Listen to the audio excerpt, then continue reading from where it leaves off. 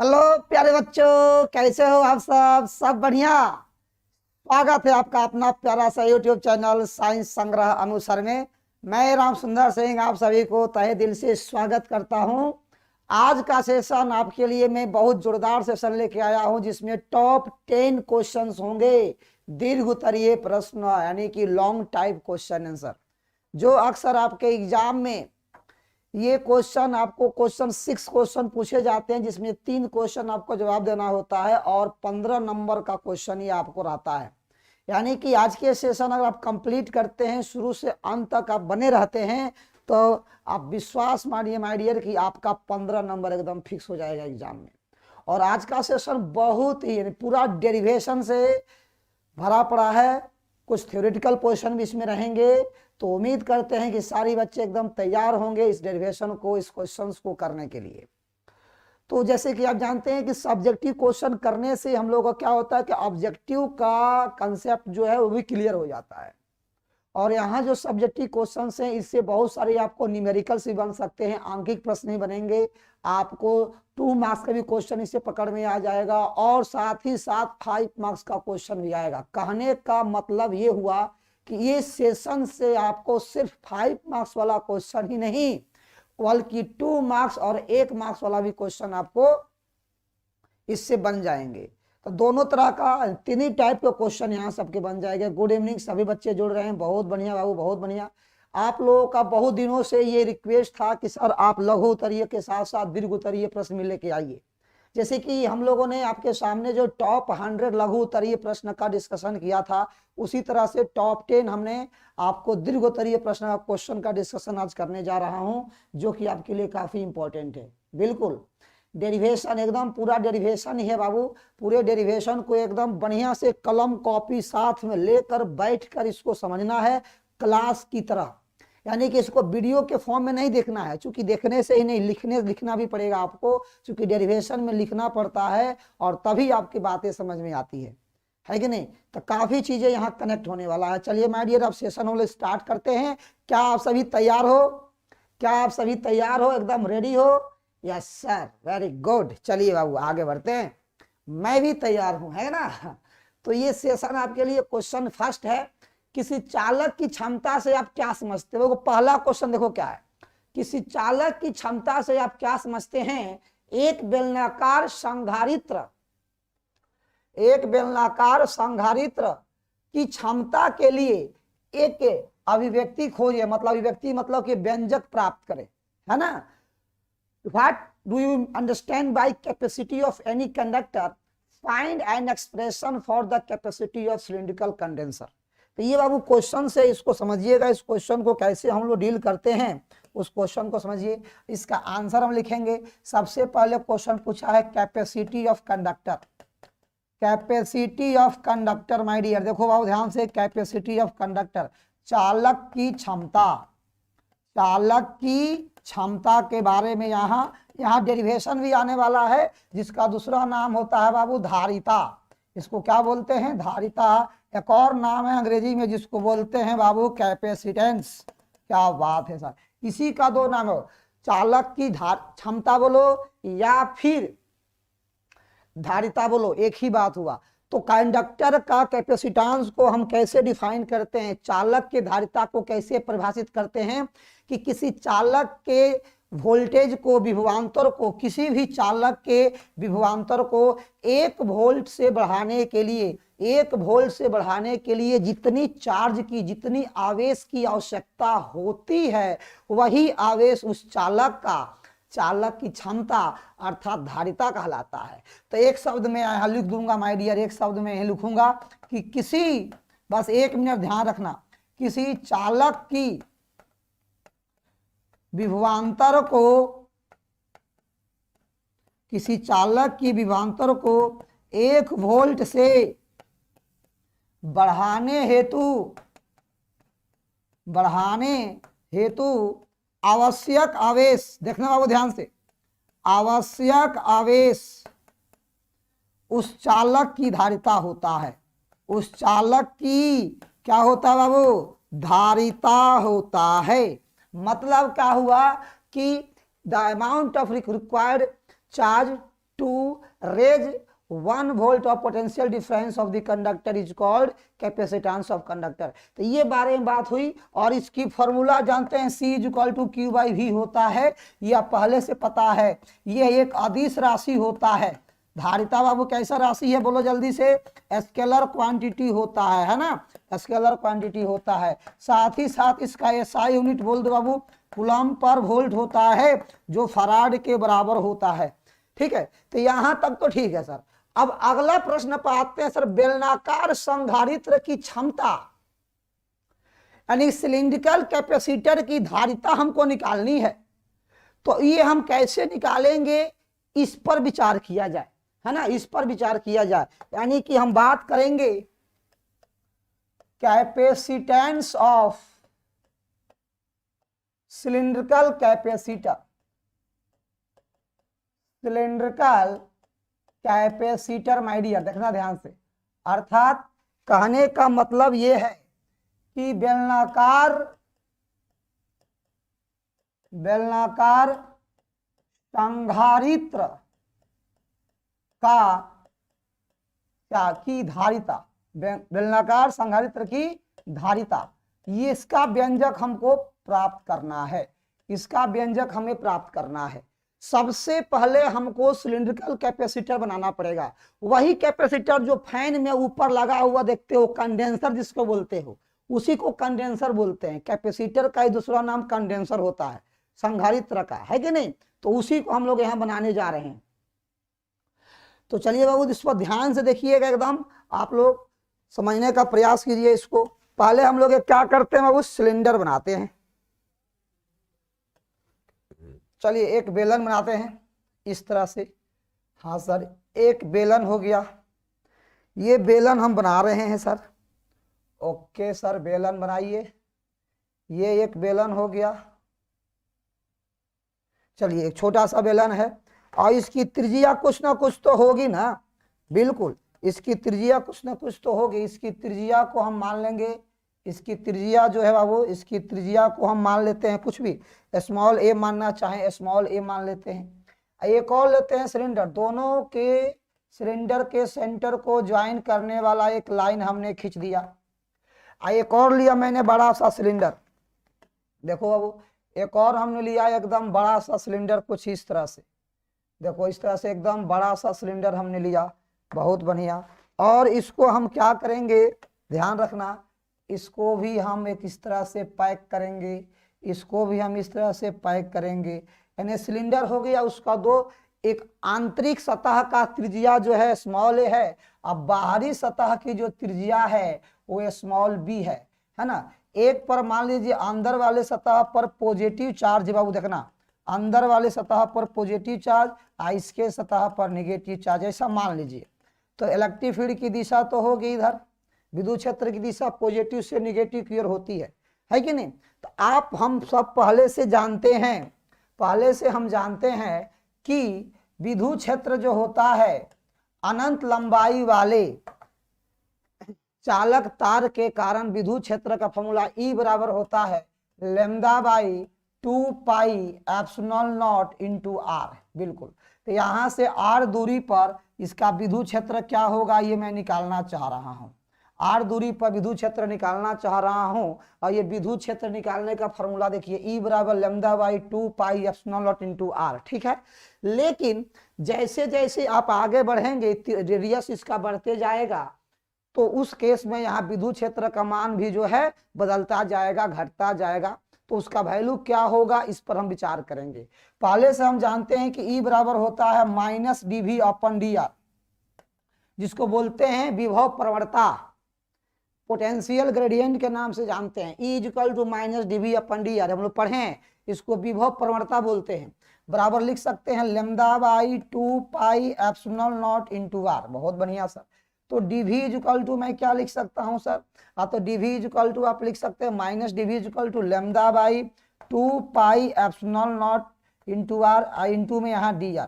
अब both side आप क्या करेंगे, इसको इंटीग्रेट कर देंगे, कहां से कहां तक, तो इंटीग्रेट कर देंगे कहां से कहां तक, तो A से ये B तक हो जाएगा, ये VA से VB तक हो जाएगा। ठीक है, इसका पोटेंशियल डिफरेंस जो होगा बाबू वो VA माइनस VB आएगा इसका देखिए जो कांस्टेंट है, जो नियतांक है वो बाहर कर देंगे, तो लेमदा नियतांक है lambda by 2 pi epsilon naught, अंदर में क्या रहेगा 1 by R into D R. कुछ लोगों के मन में ये डाउट होगा कि सर ये लेमदा क्या है, ये लेमदा क्या है बाबू, इसको बोलते हैं रेखीय आवेश घनत्व, इसको बोलते हैं बाबू रेखीय आवेश घनत्व। ये कम से कम उम्मीद करेंगे कि आप ये जानते होंगे, लेमदा बराबर होता है क्यू बाई एल, आवेश बटा लंबाई, है ना। एप्सिलॉन नॉट के बारे में भी आप पहले से जानते होंगे, इतना तो कम से कम बाबू आपको पता होना ही चाहिए, है ना। एप्सिलॉन नॉट का वैल्यू होता है 8.85 गुणे 10 के power -12 newton metre coulomb square पर न्यूटन मीटर स्क्वायर, है कि नहीं। कम से कम इतना तो पता होना ही चाहिए आपको। अब देखो अब 1 बाई आर डी आर का इंटीग्रेशन है, तो 1 बाई आर का इंटीग्रेशन एक बार और बता देता हूँ, 1 बाई एक्स का इंटीग्रेशन जो हम लोग करते थे वो लिखते थे बाबू ln x, याद करना 1 बाई एक्स का इंटीग्रेशन हम लिखते थे बाबू ln x, ठीक है। तो यहाँ थोड़ा सा ध्यान रखिएगा, इसको क्या लिखेंगे हम lambda by 2 pi epsilon not, और 1 बाई आर का हो जाएगा ln r, लिमिट से हो जाएगा बाबू a से लेके कहाँ तक b तक। अब इसको थोड़ा सा आगे बढ़ते हैं, तो क्या आया va minus vb which is equal to lambda by 2 pi epsilon naught ln small r, limit कहाँ से कहाँ तक a से b तक। इसमें बाबू जहां r देख रहे हो ना, उसके जब आप अपर लिमिट लिखते हैं, ऊपर वाला सीमा, ऊपरी सीमा लिखेंगे, फिर निम्न सीमा रखेंगे, फिर माइनस कर देते हैं, तो lambda by 2 pi epsilon naught ऐसे ही रहेगा। उसके बाद लिखेंगे ln b minus ln a, ठीक है। अब इसको सोल्व करो बाबू, lambda by 2 pi epsilon naught, ये हो जाएगा ln b बाई a, अर्थात हो गया ये lambda into ln b by a divided by 2 pi epsilon not, यानी कि va माइनस vb निकल गया, जिसको डेल्टा भी बोलेंगे। मतलब उस बेलनाकार जो संधारित्र है उसके बीच का विभवांतर हम लोग निकाल लिए, lambda ln b by a divided by 2 pi epsilon not. बहुत बढ़िया सर। अब देखो वो ध्यान से, अब क्या होने वाला है कहानी देखो। अब देखो अब ध्यान से, अब क्या करना है, हम जानते हैं पहले से कि c बराबर होता है q by v, yes q by v, यानी कि आवेश बटा विभवांतर, ये बात हम पहले से जानते हैं। आवेश बटा विभवांतर होता है, ये बात हम पहले से जानते हैं। सर आवेश तो q लिखूंगा ही, और डेल्टा v की जगह पर क्या होगा lambda ln b by a divided by 2 pi epsilon not. अब देखो बाबू ये 2 पाई जो एप्सिलॉन नॉट है बाबू, देखना ये जो 2 पाई एप्सिलॉन नॉट है जाके ऊपर मल्टीप्लाई हो जाएगा, गुना में हो जाएगा, ठीक है। ऊपर जाके वो गुना में हो जाता है, गुना में हो जाता है। अब इसको थोड़ा सा ध्यान रखो, ये क्या होने वाला है, तो लिख देंगे q into 2 pi epsilon not divided by lambda into ln b by a। बहुत बढ़िया। अब सोचो लेमदा का फॉर्मूला अभी हम बताए थे कि लेमदा बराबर होता है q बाई एल, तो लेमदा बराबर यहाँ q बाई एल रख सकते हो, तो q into 2 pi epsilon not divided by lambda की जगह पर हो जाएगा भाई q बाई एल इंटू में ln b बाई a। बहुत बढ़िया सर। आगे बढ़े, अब l चल जाएगा ऊपर, तो q into L into 2 pi epsilon not divided by q into ln b by a। अब देखो वो q से q ये कट जाएगा, तो बोलो क्या आ जाएगा यहाँ, सिंपली देखो तो 2 pi epsilon not into L divided by ln b by a। बहुत बढ़िया सर। ये इक्वल हो गया किसके, c के। अब एक काम और कर देता हूं मैं, यहाँ ये जो l यहाँ गुना में है ना बाबू, देखो ये l यहाँ इंटू में है, l इधर लेके जाऊंगा तो भागा में हो जाएगा, तो c बाई एल निकल जाएगा, c बाई एल। तो बोलो c बाई एल का मतलब क्या आ गया, तो 2 pi epsilon not divided by ln b by a। इसको हम ऐसे भी लिख सकते हैं बाबू, 2 pi epsilon not divided by 2.303 log b by a लिख सकता हूं। तो ये आपका फॉर्मूला हो गया c बाई एल का, यानी कि कैपेसिटेंस पर यूनिट लेंथ की फॉर्मूला हो गई सॉरी सिलेंडर के लिए। ये 5 नंबर में क्वेश्चन आपसे पूछता है बाबू, देखना यहां से मैंने डेरिवेशन शुरू किया था आपको। ई बराबर lambda by 2 pi epsilon naught into R होता है। ई के बदले में मैंने क्या लिख दिया, ई के बदले में मैंने लिख दिया बाबू माइनस डीवी अपन डी आर। क्यों सर? क्योंकि हम जानते हैं कि इलेक्ट्रिक फील्ड जो होता है वो माइनस डीवी अपन डी आर के बराबर होता है।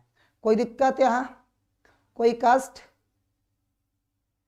बिल्कुल नहीं बाबू, इसको बार बार एकदम रिपीट करो यहाँ ध्यान से। फिर डीवी इक्वल टू मैंने क्या लिखा, minus DV equal to lambda by 2 pi epsilon naught R, divide में डी आर से जाके मल्टीप्लाई हो जाएगा। फिर इसको इंटीग्रेट किया, ये रिलेशन आया, फिर आगे बढ़ा, लास्ट तक पहुंच गया, तुम्हारे पास फार्मूला ये आ गया, ड्राइव हो गया ना। ये 5 नंबर में है बाबू, यानी कि 5 मार्क्स यहाँ से कंप्लीट। एक क्वेश्चन 5 मार्क्स का आ गया यहाँ, ये क्वेश्चन आया आपका 5 मार्क्स का, एकदम 2 से 5 बार इसको बनाइएगा, 5 बार इसको आपको बनाना है, 5 बार बनाना है इसको। पहली बात बाबू 5 बार इसको बनाना है, काफी इंपॉर्टेंट। अगला है find time period of bar magnet oscillating freely in uniform magnetic field B. कह रहा है कि एक समान चुंबकीय क्षेत्र में स्वतंत्र रूप से दोलन करने वाले एक चुंबक की समय अवधि ज्ञात करें। बहुत बढ़िया प्रश्न है बाबू, बहुत बढ़िया। अब इसके आप डेरिवेशन को समझिए, इसके व्यंजक को समझिए, इसके कंसेप्ट को समझिए। एक समान विद्युत क्षेत्र है सर, बहुत बढ़िया। पहले एक समान विद्युत क्षेत्र हम खींचेंगे, ये आपका हो गया uniform magnetic field lines, right sir? Okay sir, एक समान magnetic field lines, uniform magnetic field lines बारे में बात करेंगे। ये जो मैग्नेटिक फील्ड है बाबू यूनिफॉर्म मैग्नेटिक फील्ड है, मैं यहां लिखूंगा यूनिफॉर्म मैग्नेटिक फील्ड, यानी कि एक समान चुंबकीय क्षेत्र, एक समान चुंबकीय क्षेत्र की बात की जा रही है बाबू, एक समान चुंबकीय क्षेत्र, बहुत बढ़िया, चुंबकीय क्षेत्र। चलो बाबू ठीक है, आओ अब यहाँ एक समान चुंबकीय क्षेत्र है, ये तीर का चिन्ह चुंबकीय क्षेत्र की दिशा है। और इसमें क्या किया गया है ना कि इसमें हम रख दिए हैं एक मैग्नेट, इसमें एक रख दिए हैं मैग्नेट चुंबक। देखो बाबू ध्यान से, इसमें हम रख दिए हैं एक चुंबक, इस तरह से देखना, इस तरह से हम इसमें एक चुंबक रख दिए हैं बाबू, ध्यान रखना इसको। बहुत इंपॉर्टेंट चीज बता रहा हूं तुमको, बहुत इंपॉर्टेंट टॉपिक बता रहा हूं, इसको ध्यान रखना। इसमें एक चुंबक रख दिए हैं इस तरह से, लाइक दिस, ये चुंबक हो गया। ये चुंबक का आपका नॉर्थ पोल है, ये चुंबक का आपका साउथ पोल है। ये नॉर्थ पोल वाला उत्तरी ध्रुव, ये दक्षिणी ध्रुव है। इसका जो पोल स्ट्रेंथ है, ध्रुव प्रबलता है +m है, इसकी जो ध्रुव प्रबलता है बाबू वो -m है, ध्यान रखना। और दोनों की बीच की जो दूरी है, दोनों को बाबू बीच की जो दूरी है बहुत ही छोटी है। उस दोनों के बीच की दूरी को हम क्या लिखे हैं देखना, उस दोनों के बीच की दूरी को मिड पॉइंट मान लेते हैं। दोनों के बीच की दूरी जो है N और S की बीच की दूरी को हमने 12 माना है, और बीच में जो बिंदु है वो उसको मान लिया मध्य बिंदु, वो आपका मिड पॉइंट है बाबू, वो आपका मिड पॉइंट है, घबराइए नहीं। मिड पॉइंट का मतलब होता है मध्य बिंदु है, ये वो आपका मध्य बिंदु है बाबू, देखो वो आपका मध्य बिंदु है, वो आपका मध्य बिंदु है, ठीक है। और जब किसी भी आप चुंबकीय क्षेत्र में यूनिफॉर्म मैग्नेटिक फील्ड में आप मैग्नेट को रखते हो, तो उस मैग्नेट पर एक फोर्स लगता है, उस फोर्स का नाम है मैग्नेटिक फोर्स, उस फोर्स का नाम है चुंबकीय बल। वहां लगेगा कौन सा बल बाबू? चुंबकीय बल। अब एक बात और सोचो, अगर सर इस पर +m है, +m मतलब होता है ध्रुव प्रबलता, ध्रुव प्रबलता का धनात्मक है, पॉजिटिव नेचर है इसका, तो इस पर बल किधर लगेगा? तो ध्रुव प्रबलता अगर पॉजिटिव है तो उस पर बल लगता है चुंबकीय क्षेत्र की दिशा में, चुंबकीय क्षेत्र की दिशा में। कितना लगता है देखो बाबू ध्यान से, कितना लगता है देखो बाबू ध्यान से, एकदम क्लियर, इसी दिशा में लगता है। कितना लगता है सर? तो देखो कितना लगता है, वो लगता है small m into B vector, small m into B vector. ये फॉर्मूला होता है चुंबकीय बल का, FB का फॉर्मूला होता है। क्या बात सर, बहुत अच्छा।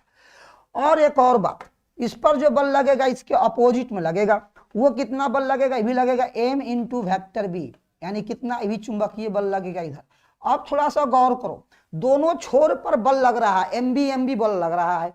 तो इस पॉइंट के चारों तरफ ये क्या करेगा, इस तरह से वो ओसिलेट करना चाहेगा, रोटेट करना चाहेगा, घूमेगा। इसको इधर खींच रहा है, देखो अब ये बीच का पॉइंट जो फिक्स है, ये इसको इधर खींच रहा है, इसको इधर खींच रहा है, कैसे घूमेगा, इस तरह से घूमेगा ना, ऐसे घूमेगा। लेकिन इस पर जो नेट फोर्स है, कुल बल है इस पर, वो 0 है।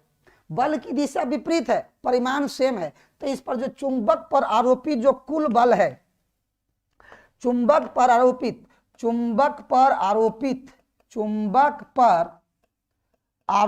देखो वो ध्यान से, यहां चुंबक पर आरोपित कुल चुंबकीय बल यहां 0 है। कुल चुंबकीय बल यानी नेट फोर्स यहां जो है, नेट फोर्स जो है 0 है, नेट फोर्स यहां 0 है। लेकिन फिर भी यहां पर इसके अबाउट इसको घुमाना चाहेगा, रोटेट होगा।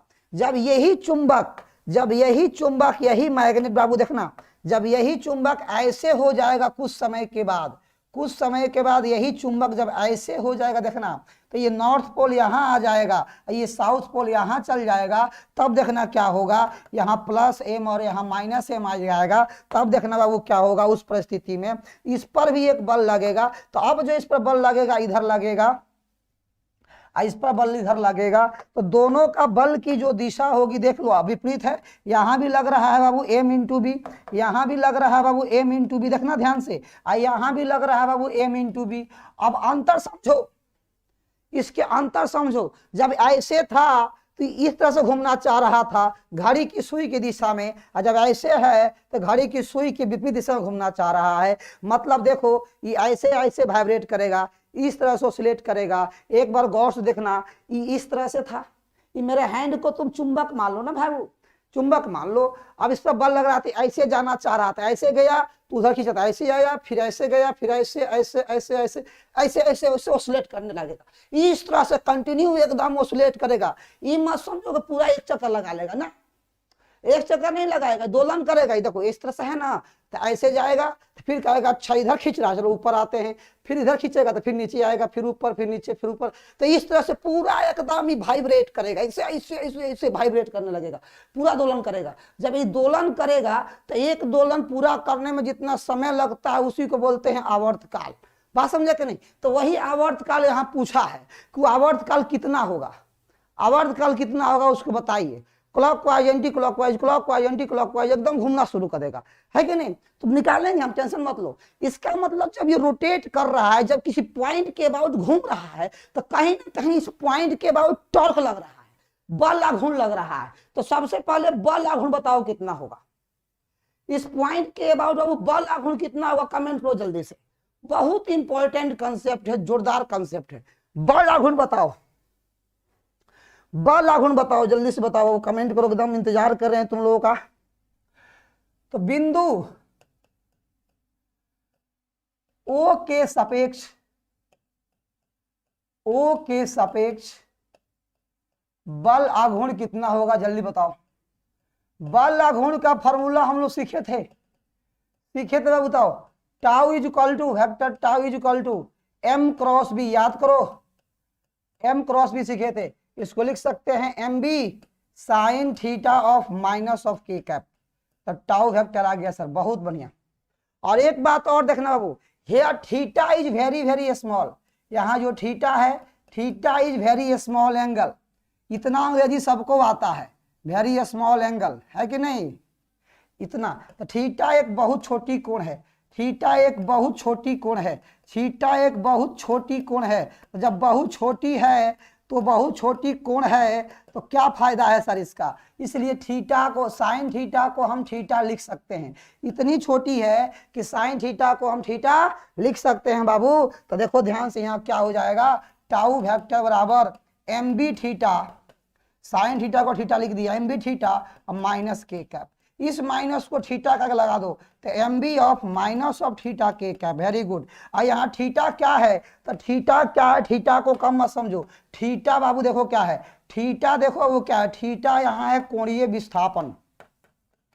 क्या बात बोल दी है सर, एकदम मजा आ गया। लेकिन कोणीय विस्थापन, जिसको अंग्रेजी में बोलते हैं बाबू एंगुलर डिस्प्लेसमेंट।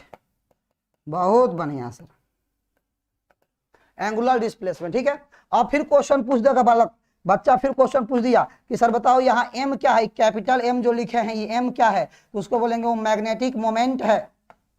देखना वो मैग्नेटिक मोमेंट है, मतलब चुंबकीय आघूर्ण है, चुंबकीय आघूर्ण। मैं यहीं पर लिख दे रहा हूं, अब टेंशन मत लो। और ये बी क्या है सर, अरे बी तो कोई भी बना देगा, बी तो कोई बता देगा, कोई भी बता देगा। बी बताओ बी क्या है, बी क्या बताओ जल्दी से। बी सर चुंबकीय क्षेत्र है, बी यहाँ चुंबकीय क्षेत्र है, बहुत बढ़िया, जिसको मैग्नेटिक फील्ड कहते हैं। मैं यहाँ इसलिए बता रहा हूं ताकि तुम कंफ्यूज ना हो, ठीक है। तो यहाँ tau equal to M B of minus of theta आ गया, माइनस ऑफ थीटा आ गया, कोई दिक्कत नहीं सर, बहुत बढ़िया। अब देखो एक बात और, हम लोग पढ़े थे क्लास 11th में कि टॉर्क इक्वल टू होता है आई अल्फा। इतना तो पता चल गया ना, इतना तो पता चल गया कि यूनिफॉर्म मैग्नेटिक फील्ड में ये जो मैग्नेट है वो ऑसिलेट करेगा, दोलन करेगा, ये पता चल गया। अब जब ये पता चल गया तो अब तब दिमाग में आया कि सर ऑसिलेट करेगा अर्थात सिंपल हार्मोनिक मोशन करेगा, अर्थात सरल आवर्त गति करेगा। तो उस केस में हम ये कंडीशन होना चाहिए कि एक्सेलरेशन त्वरण जो होना चाहिए विस्थापन के ऋणात्मक के सीधा समानुपाती होना चाहिए।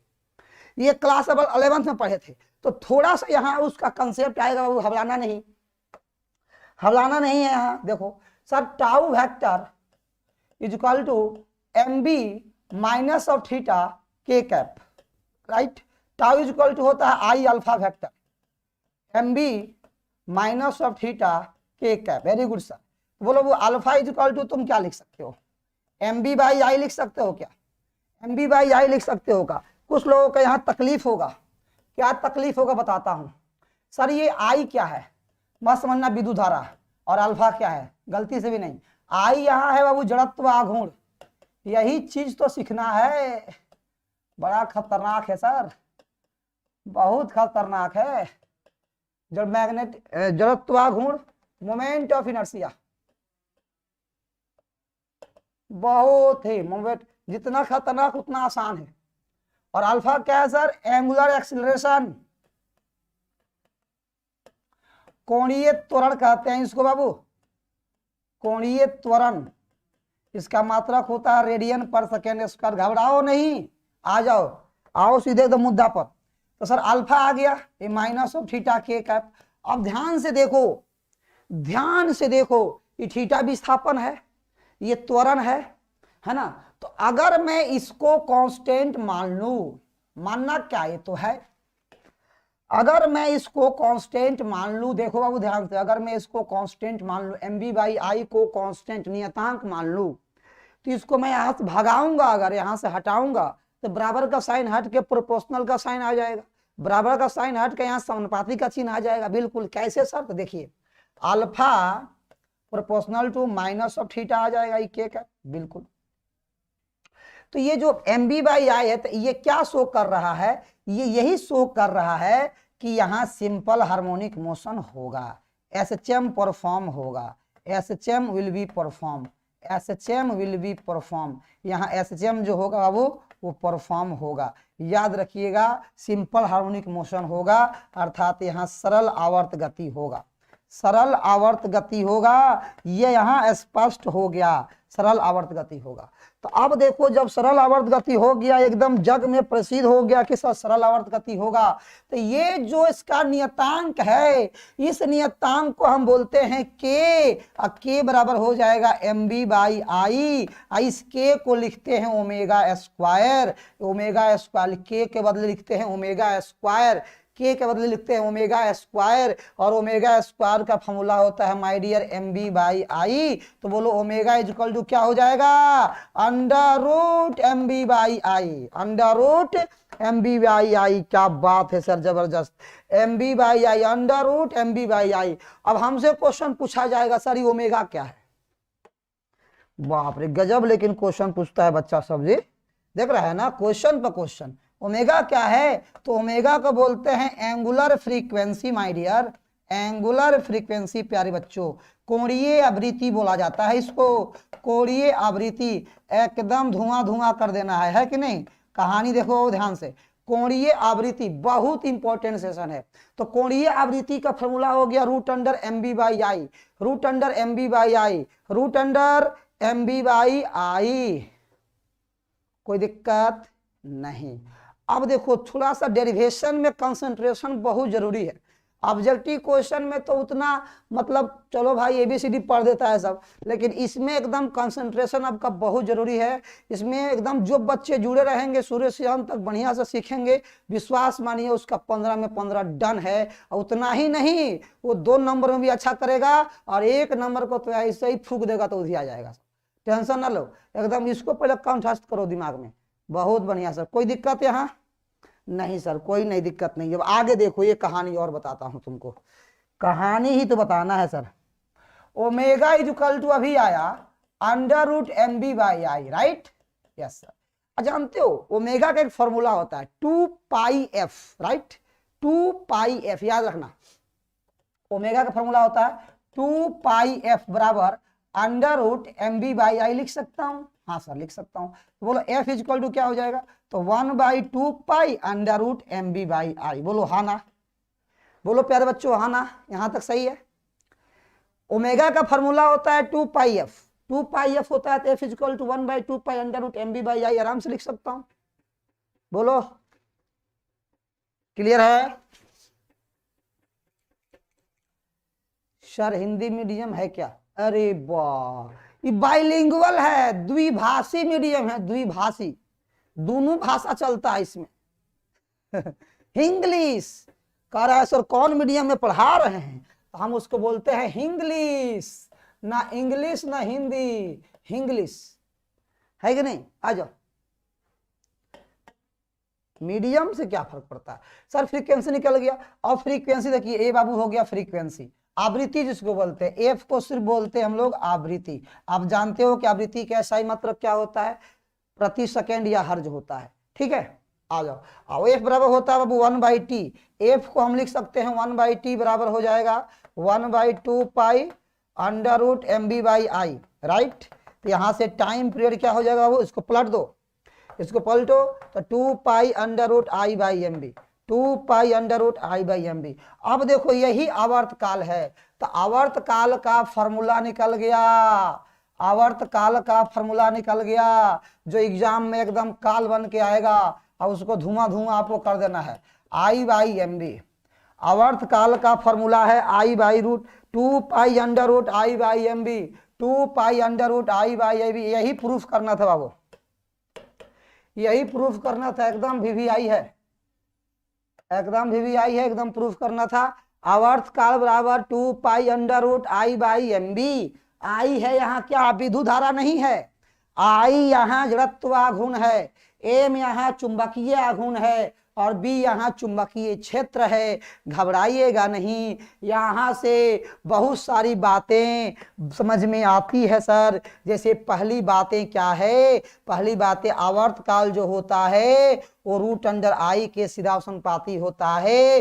दूसरी बात ये समझ में आती है सर कि आवर्त काल जो है रूट अंडर 1/√b के इनवर्सली प्रोपोर्शनल होता है। फिर आवर्त काल जो होता है 1/√m के इनवर्सली प्रोपोर्शनल होता है। यहाँ से क्वेश्चन ऑब्जेक्टिव वस्तुनिष्ठ आराम से बनता है, आप टेंशन ना लो। आगे बढ़े क्या सर? बिल्कुल, यहाँ क्या लिख सकते हो? T1/T2 बराबर रूट अंडर I1/I2 लिख सकते हो बाबू। यहाँ क्या लिख सकते हो? T1/T2 बराबर अंडर रूट B2/B1 लिख सकते हो माय डियर। यहाँ क्या लिख सकते हो?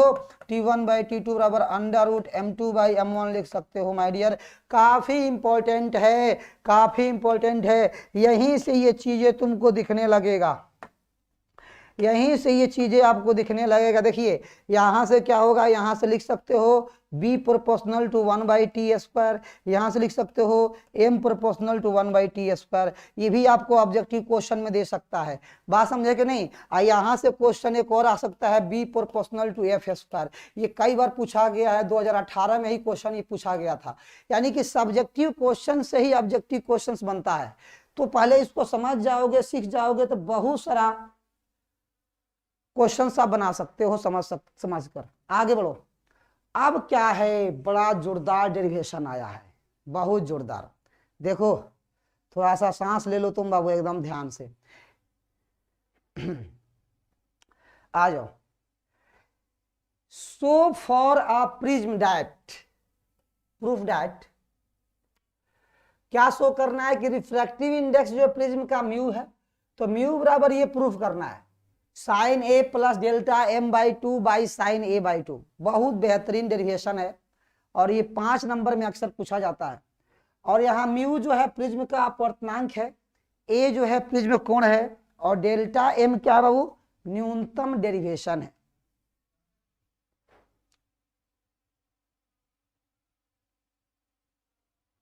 है ना। बिल्कुल जितने भी है, जैसे कि पिछला डेरिवेशन मैंने किया, इसको 5 बार आपको लिखना है, 5 बार इसको आपको एकदम लिखना है, 5 बार लिखना है वो कॉपी में, 1 बार 2 बार नहीं, 5 बार लिखना है, एकदम प्रैक्टिस करना है ना। एकदम जबरदस्त तरीका से लिखिएगा, ठीक है, ईमानदारी से। आइए इस पे विचार करते हैं। पहले इसका डेरिवेशन करते हैं। हमको प्रूफ क्या करना है, हमको प्रूफ करना है ये mu is equal to sine A plus delta M by two divided by sine A by two. Very good sir, ये हमको प्रूफ करना है, ठीक है। अब देखो बता देता हूं मैं, ए यहां जो है बाबू, ये देखो ए यहां प्रिज्म कोण है, बात समझा, ए यहां जो है प्रिज्म कोण है, एंगल ऑफ प्रिज्म बोलते हैं इसको, एंगल ऑफ प्रिज्म है। और डेल्टा एम जो है बाबू न्यूनतम विचलन कोण है, विचलन कोण है, मिनिमम डेविएशन बोलते हैं, मिनिमम डेविएशन।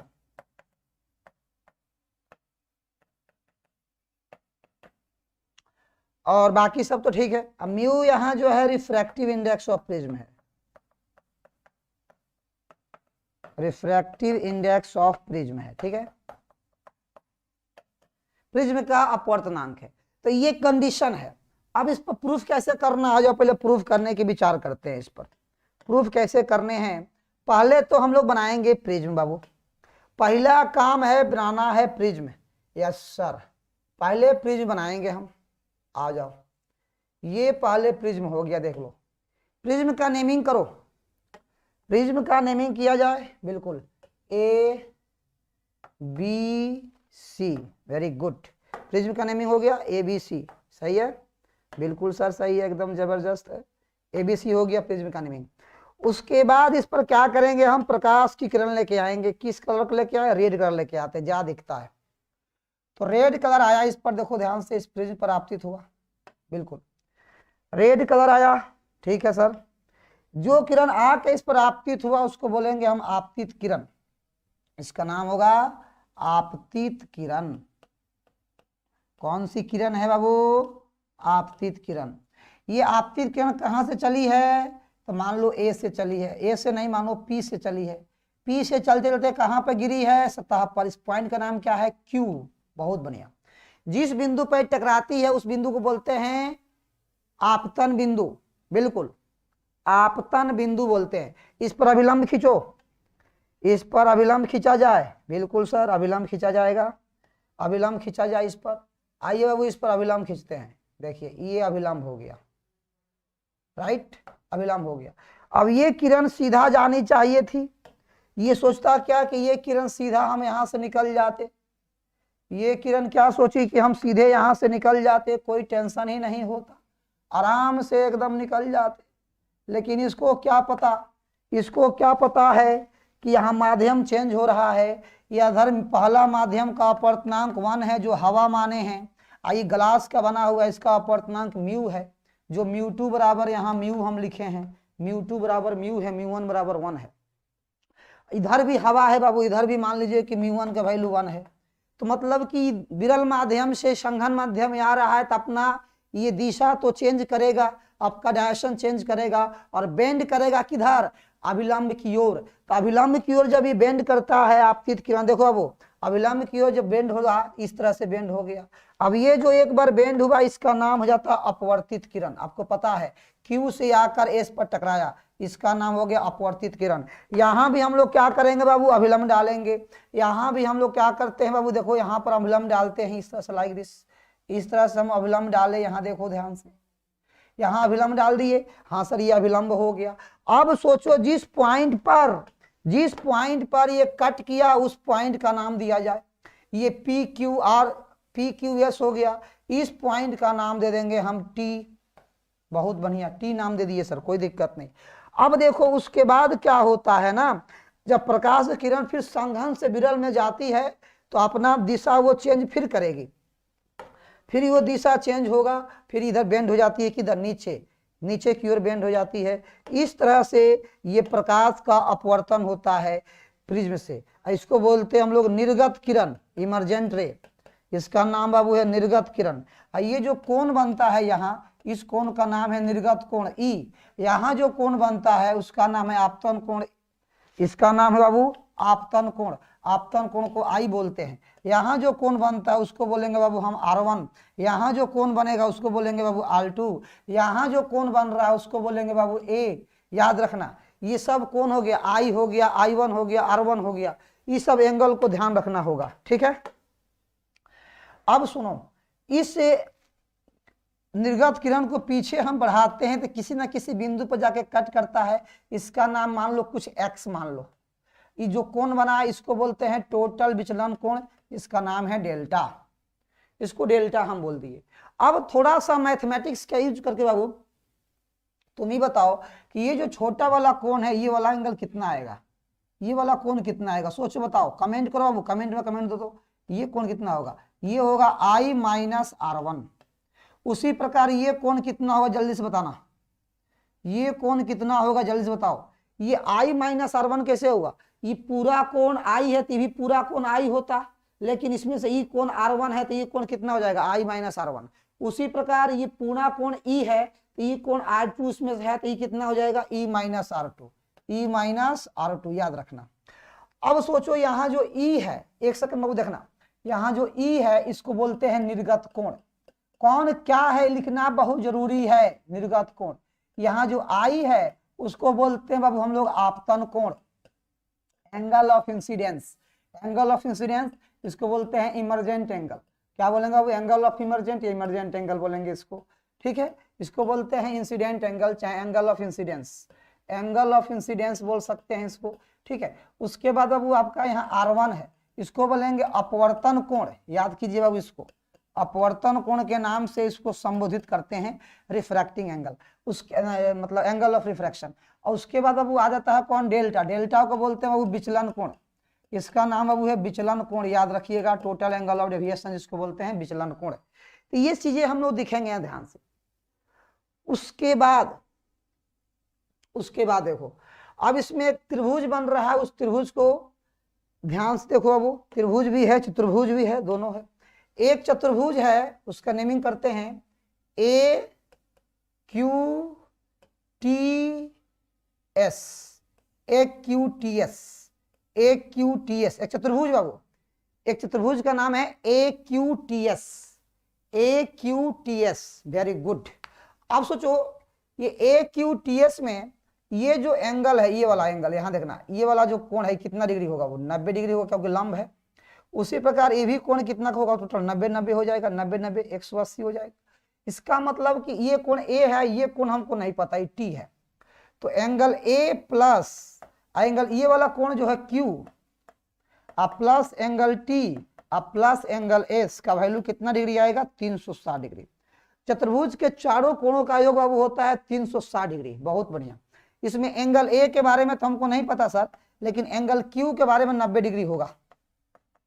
एंगल T के बारे में नहीं पता, लेकिन एंगल S के बारे में 90 डिग्री होगा। ये 360 डिग्री हो गया सर, बहुत बढ़िया सर। अब देखो अब angle A plus angle T बराबर कितना आ जाएगा, तो 360 में से 180 घटाएंगे तो कितना आएगा, 360 माइनस 180, हल करो बाबू कितना आएगा, 180 डिग्री आ जाएगा। अब बताओ इस केस में एंगल T बराबर क्या लिख सकते हो, 180 डिग्री अब माइनस ऑफ एंगल A। तो ये एक इक्वेशन बन जाएगा आपका पहला इक्वेशन, जो कि बहुत जोरदार इक्वेशन है, इसको दिमाग में रखिए। इसका मतलब हो गया ये एंगल आपका आ चुका है, ये कोण आपका आ चुका है, ये कोण आपका आ चुका है। ये कोण कितना बाबू, 180 डिग्री अब माइनस ऑफ A। बहुत बढ़िया। एक त्रिभुज बन रहा है, नीचे वाला त्रिभुज को देखो, त्रिभुज QTS, QST चाहे QTS, त्रिभुज क्यूटीएस में देखो अब, त्रिभुज क्यूटीएस, त्रिभुज क्यूटीएस। अब त्रिभुज क्यूटीएस को ध्यान से देखो, थोड़ा सा मैथमेटिक्स है। त्रिभुज क्यूटीएस को ध्यान से देखना है। क्यूटीएस में तीनों कोणों का योग होता है 180 डिग्री। ये R1 R2 और ये एंगल R1 R2 और T, R1 R2 और T, R1 R2 और T तीनों को जोड़ेंगे तो आएगा 180 डिग्री। तो यहां जोड़ो, तो क्या जोड़ो बाबू, angle R1 plus R2 plus angle T बराबर कितना 180 डिग्री। और एंगल T की वैल्यू कितनी है, R1 plus R2 angle T की वैल्यू 180 डिग्री या माइनस ऑफ A अब बराबर 180 डिग्री। तो 180 कट जाएगा, तो A इक्वल टू क्या आ जाएगा वो R1 प्लस R2। इसको एक क्वेश्चन नंबर आप सेकेंड मान लो, काफी इंपॉर्टेंट है। A equal to R1 plus R2, ठीक है यहां तक। अब देखो, अब एक और तुमको त्रिभुज में दिखा रहा हूं, ध्यान से देखना। एक और त्रिभुज दिखा रहा हूं, एक त्रिभुज है QXT, QXT, QXT, QXT, QXT, ये वाला। तो ये जो कोण बन रहा है वो ये बाहर कोण है, ये दोनों कोण अंदर का है। तो बाहरी जो कोण होता है अंदर के दोनों कोणों के योग के बराबर होता है। बाह्य कोण बराबर सुदूर अंतः कोणों का योग, पढ़े थे हम लोग। तो बाह्य कोण यहाँ डेल्टा है, राइट। तो ये I माइनस R1 है, E माइनस R2 दोनों को जोड़ देंगे तो डेल्टा के बराबर हो जाएगा। बहुत बढ़िया सर, एकदम जबरदस्त। तो त्रिभुज QXS, क्या नाम था उसका, QXS, यस, त्रिभुज QXS, त्रिभुज QXS में, उसमें देखो ध्यान से, इसमें क्या कहानी है, इसमें कहानी है कि इसमें बाह्य कोण जो होगा सुदूर अंतः कोणों के योग के बराबर होगा, अर्थात डेल्टा बराबर हो जाएगा I माइनस R1 अब प्लस E माइनस R2। इसको थोड़ा सा सोल्व कीजिए, तो I plus E minus R1 minus R2। एक काम और करते हैं बाबू, I प्लस E माइनस कमल लूंगा मैं, R1 प्लस R2 आ जाएगा। R1 प्लस R2 को मैं A लिख सकता हूं, देखो इक्वेशन फर्स्ट से, फर्स्ट नहीं सेकेंड से, फ्रॉम इक्वेशन सेकेंड से। देखो समीकरण नंबर 2 से R1 प्लस R2 की जगह पर हम A लिख सकते हैं आराम से, R1 प्लस R2 की जगह पर हम A लिख सकते हैं। वही काम किया, R1 प्लस R2 जगह पर हमने A लिख दिया। तो डेल्टा का फॉर्मूला हो गया डेल्टा बराबर I plus E minus A। इसको इक्वेशन नंबर मान लेंगे थर्ड, वेरी गुड। तो 3 इक्वेशन मिल गया। अब बात करते हैं मिनिमम डेविएशन के लिए, अब बात करते हैं वो मिनिमम डेविएशन की। देखो सुनो, अगर आप चाहते हो कि कम से कम डेविएशन हो, ये डेल्टा का मान मिनिमम हो, देखो समझने के लिए समझो, अगर आप चाहते हो कि डेल्टा का मान मिनिमम हो, कम से कम विचलन हो, कम से कम डेविएशन हो, उस परिस्थिति में क्या होना चाहिए, I का मान E के बराबर होना चाहिए, R1 का मान R2 के बराबर होना चाहिए, या फिर ये जो अपवर्तित किरण है वो प्रिज्म के आधार के समानांतर होना चाहिए, प्रिज्म के आधार के समानांतर। ये तीनों बात में से कोई एक भी कंडीशन अगर आपको कहीं भी दिख रहा है तो समझ जाइएगा कि वहां विचलन न्यूनतम हो रहा है। न्यूनतम विचलन होने के लिए क्वेश्चन पूछ सकता है, न्यूनतम विचलन होने के लिए क्या शर्त है, तो शर्त नंबर पहला, एक ही शर्त काफी है लेकिन मैं उसको कनेक्ट कर रहा हूं। पहला शर्त बाबू, आपतन कोण का मान निर्गत कोण के बराबर होना चाहिए। Angle of incidence should be equal to angle of emergent. You are right, I am right, ठीक है। पहला क्वेश्चन क्लियर है।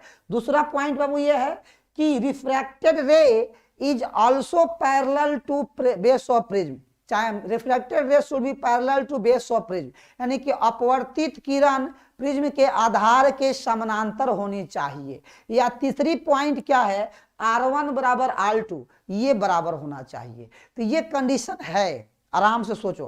तो ये 2-3 कंडीशन जो है आप बाबू एकदम सोच सकते हो, समझ सकते हो। ये कंडीशन आओ यहां लिखते हैं हम लोग, न्यूनतम विचलन के लिए, न्यूनतम विचलन के लिए बाबू देखो यहां,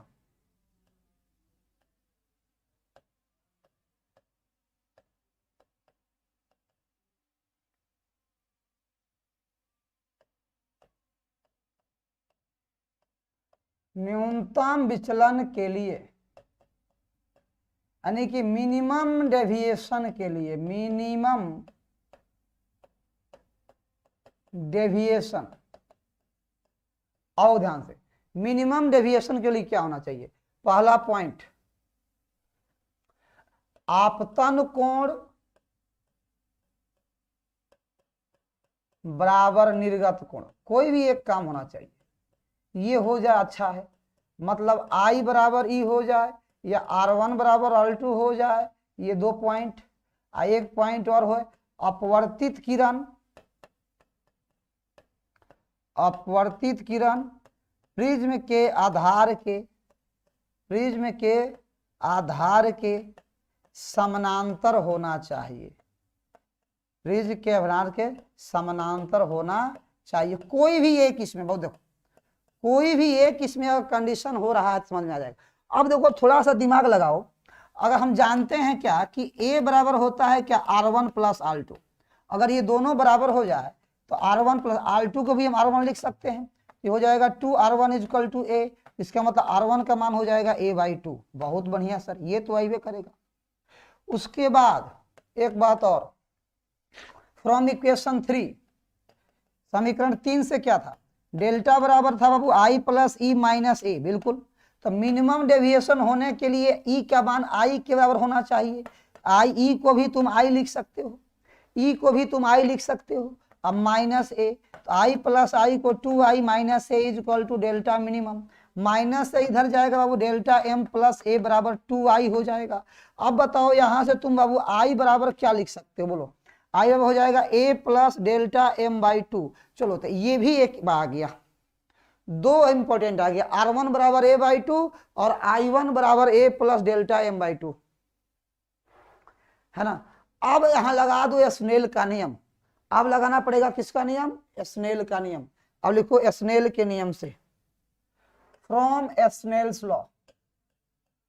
अब काम करो स्नेल्स लॉ, स्नेल के नियम के अनुसार, स्नेल के नियमानुसार, स्नेल के नियमानुसार बाबू, स्नेल के नियमानुसार हम क्या लिख सकते हैं? देखो ध्यान से, तो sine I by sine R बराबर μ2/μ1।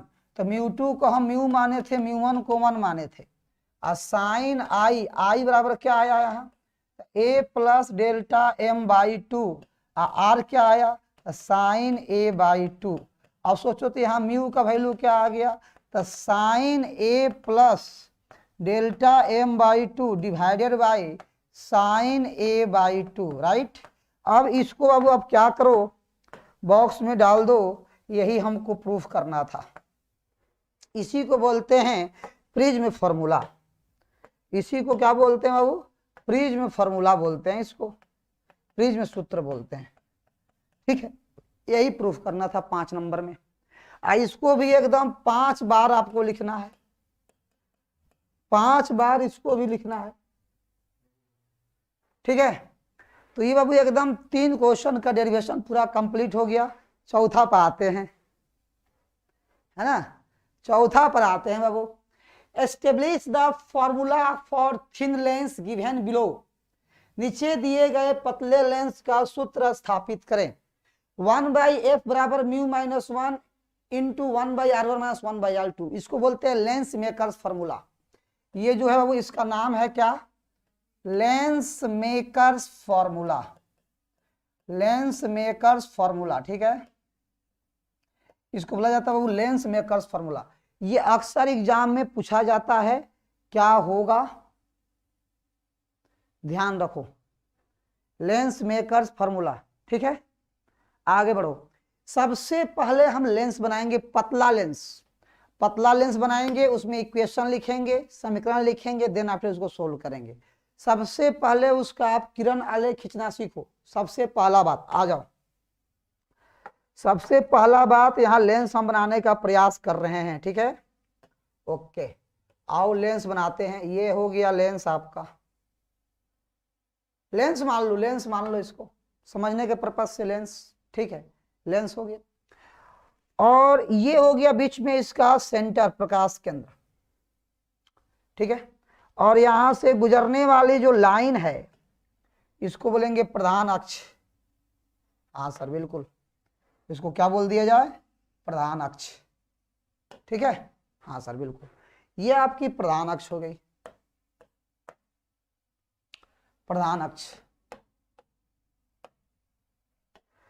एक प्रकाश की किरण, अब वस्तु को हम रखते हैं बाबू यहां, ये वस्तु है, वस्तु को ओ नाम देंगे। यहां से प्रकाश की किरणें चली, यहां से प्रकाश की किरणें इस प्रकार चली कुछ, ठीक है। अब ये जो कर्व है इसका कहीं ना कहीं केंद्र होगा, है ना। तो प्रकाश की किरणें चली, लेकिन हुआ ये, बात समझो बाबू, हुआ ये कि हल्का सा वो इधर बेंड हो गई नीचे, और फिर एक बार और बेंड हो गई, दो बार। पहली बार जो बेंड हुई, सुनो, अगर सीधे चलती तो यहां जाके इसका इमेज बनता, लाइक इस तरह से, कुछ इस तरह से इसका प्रतिबिंब बनता। तो यहाँ दो बार रिफ्रैक्शन हुआ, देखो, पर आपतित किरण अपवर्तित हो गई, फिर निर्गत हो गई। तो अगर यहां से अपवर्तित होती तो प्रतिबिंब इसका यहाँ बनता, इसको आई डैश लिखते, लेकिन इसका अंतिम प्रतिबिंब यहाँ बनेगा, क्योंकि एक और किरण जो है इस दिशा में आ रही है, इस दिशा में एक और किरण आ रही है। प्रतिबिंब बनाने के लिए कम से कम दो किरण की आवश्यकता होती है। बिल्कुल सर। अब देखो, इस माध्यम का जो अपवर्तनांक है μ1 1 है, और यहाँ जो μ2 है वो म्यू है, लेंस का अपवर्तनांक म्यू है, और फिर इस मीडियम का भी अपवर्तनांक μ1 का वैल्यू 1 है। तो पहले हम बात करते हैं 1 से 2 में, फिर बात करेंगे 2 से 1 में। अपवर्तन सूत्र लिखना अगर आप सीख गए तो इसको बना दीजिएगा। तो देखो, अपवर्तन सूत्र हम बात करते हैं, इस पॉइंट को x, इसको हम y मानते हैं बाबू, इस पॉइंट को z मानते हैं, इसको w मानते हैं, ठीक है। तो सबसे पहले आप बात कीजिए वो एक्स वाई जेड, हम एक्स वाई जेड सतह के लिए बात कर रहे हैं, एक्स वाई जेड सतह के लिए, एक्स वाई जेड सतह के लिए हम बात कर रहे हैं। वो एक्स वाई जेड सतह के सबसे आसान तरीका तुमको सिखा रहे हैं, ध्यान रखना। एक्स वाई जेड लिखने का तरीका सीख जाओगे, समझ जाओगे। ये है यहां से यहां वस्तु दूरी u, ये है इसका मतलब अप्रकाश के अंदर, यहां से इसको बोलते हैं फाइनल प्रतिबिंब दूरी, ये है आपको वो v डैश। ये लिखो, इक्वेशन यहां लिखो, क्या लिखोगे, इक्वेशन हम यही लिखेंगे, -1/μ,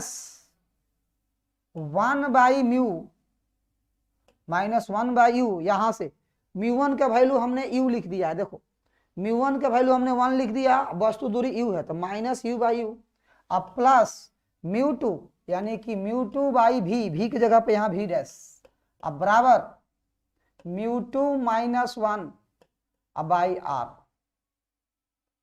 r1, ठीक है।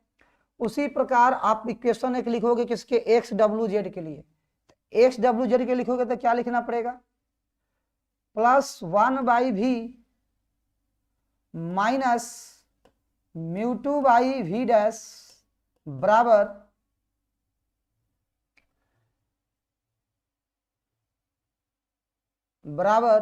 μ2 - 1/r2, आगे ये माइनस में रहेगा। अब इक्वेशन नंबर फर्स्ट हो गया, इस सेकेंड हो गया, दोनों को जोड़ दो। दोनों को जब जोड़ोगे आप देखो ध्यान से, दोनों को जोड़ोगे बाबू, दोनों को जैसे जोड़ते हो तो ये वाला कैंसिल हो जाएगा, तो क्या बचेगा यहाँ 1/v - 1/u, अब बराबर इसको हल करोगे तो क्या आ जाएगा, μ2 - 1 कॉमन कर लोगे तो 1/r1 - 1/r2 आ जाएगा। इक्वेशन लिखने आ जाएगा तो 1/v - 1/u आई हो जाएगा μ - 1, μ2 को हमने म्यू माना है, आई इंटू 1/r1 - 1/r2, अब 1/v - 1/u को लिखते हैं 1/f। तो यही फॉर्मूला आपको दिमाग में रखना है जो कि आपको यहाँ बताया जा रहा है, देखो आओ ध्यान से, 1/f is equal to mu - 1 into 1/r1 - 1/r2। ये प्रूफ करना है। दो इक्वेशन, खाली इस किरण आलेख खींचना आपको आना चाहिए अच्छे से, ये दो इक्वेशन आपको लिखने आना चाहिए। सर ये कैसे आप लिख दिए, देखो सबसे अहम बात होता है कैसे इसको लिख दिए। एक आपने पढ़े होंगे अपवर्तन सूत्र, उसी अपवर्तन सूत्र से हम ये लिखे हैं। अपवर्तन सूत्र आप पढ़े होंगे, देखो अपवर्तन सूत्र क्या होता है याद कीजिए, आप पढ़े होंगे μ2/v - μ1/u बराबर μ2 - μ1/r, इसी को बोलते हैं बाबू अपवर्तन सूत्र। इसी को क्या बोलते हैं बाबू हम लोग, अपवर्तन सूत्र बोलते हैं। इसी के सहायता से हमने लिखा है, इसी के सहायता से हमने लिखा है बाबू, और कहीं से नहीं लिखा, इसी के सहायता से। अगला क्वेश्चन 5वां जो बहुत इंपॉर्टेंट है, मैं यहाँ डेरिवेशन के बारे में बात कर रहा हूँ। What do you mean by half life and average life? देखो हाफ लाइफ और एवरेज लाइफ के बारे में हम बताते हैं। आधे जीवन, अर्ध आयु और औसत आयु, दोनों के बारे में हमने टॉप 100 जो क्वेश्चन कराए थे ना, उसमें डिस्कशन इसके बारे में किए हैं। जो बच्चे नहीं देख पाए हैं सो टॉप 100 लघु उत्तरीय प्रश्न उसको जाके देखेंगे, उसमें आंसर मिलेगा, है कि नहीं। यहाँ मैं डेरिवेशन करूंगा। डेरिवेशन में क्या है कि आपको प्रूफ करना है ये वाला चीज। क्या है बाबू? तो n बराबर n नॉट e के पावर माइनस लेमदा टी। ठीक है, मैं इसको प्रूफ करने जा रहा हूं क्योंकि ये एग्जाम में अक्सर आता है। n बराबर n नॉट इंटू ई के पावर माइनस लेमदा टी। अब सुनो, एक नियम होता है, आपने न्यूक्लियस में नाभिक में एक फॉर्मूला पढ़ा होगा, रेडियो सक्रिय का नियम, रेडियो सक्रियता का नियम है ना, लॉ ऑफ रेडियो एक्टिविटी के। उसमें कहा जाता है, उसमें एक नियम है कि dn अपॉन dt, देखो dn upon dt is directly proportional to n, लेकिन आगे रहता है minus, minus dn upon dt is directly proportional to n। यानी कि जो एटम्स होते हैं, नंबर ऑफ न्यूक्लियस होते हैं, नाभिकों की जो संख्या होती है, परमाणु की जो संख्या होती है, उसको टूटने का दर जो होता है ओरिजिनल के सीधा समानुपाती होता है, और टूटेगा तो उसकी संख्या घटेगी, इसलिए आगे लगाया जाता है माइनस। जैसे मान लीजिए कि आप जो है ना 1 लाख पटाखा लेके आए, 1 लाख बम फोड़ने के लिए आप बम लेके आए, ब्लास्ट करना एकदम, तो आप फूटेगा तो उसकी संख्या घटेगा ना। तो घटना पॉजिटिव बात है कि नेगेटिव बात है? तो नेगेटिव बात है, तो माइनस। और dt समय, तो समय के साथ ही ना उसकी संख्या घटता है, तो बिल्कुल इसलिए माइनस लिखा गया। माइनस लिखा गया minus dn upon dt proportional to n। ठीक है, minus dn upon dt proportional to n।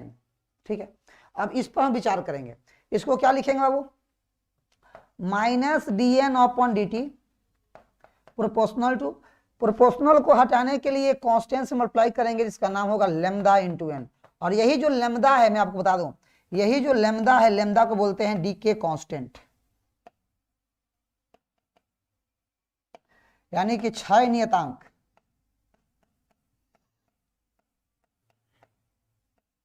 ठीक है, अब बताओ, अब यहां बताओ माइनस dn अब बाई n को n बराबर लेमदा इंटू डी टी। अब माइनस को इधर सेंड कर दो, तो माइनस को इधर भेजोगे तो dn बाई n, अब n से काट मत देना, घबरा जाएगा।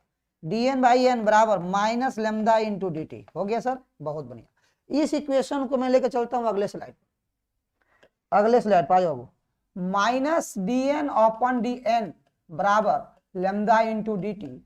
यहां से हो जाएगा dn बाई n बराबर, माइनस को इधर भेजो तो अब माइनस को भेजोगे तो minus into lambda into D T हो जाएगा। दोनों तरफ समाकलन करने पर, दोनों तरफ समाकलन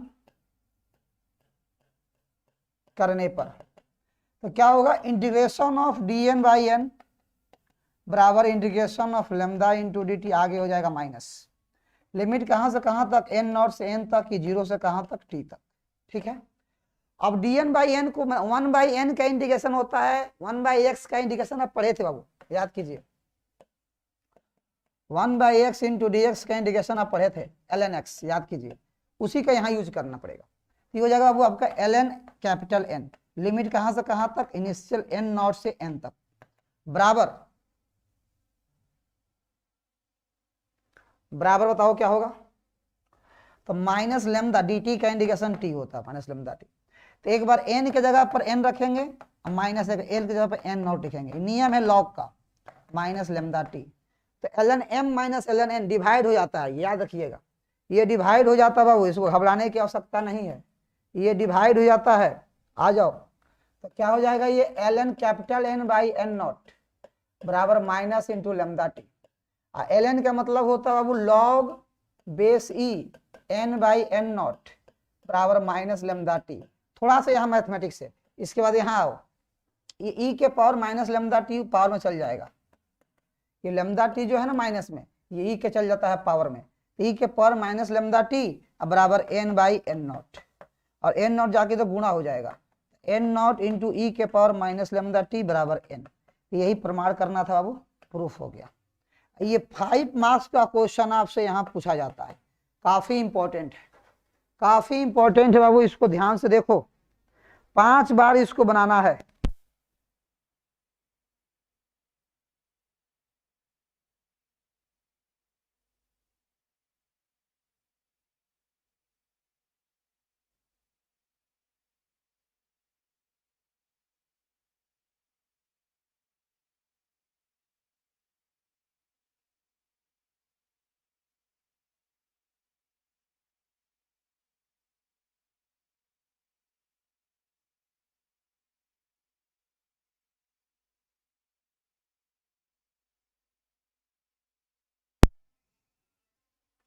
चलो प्यारे बच्चों, नेक्स्ट क्वेश्चन पे हम लोग चलते हैं।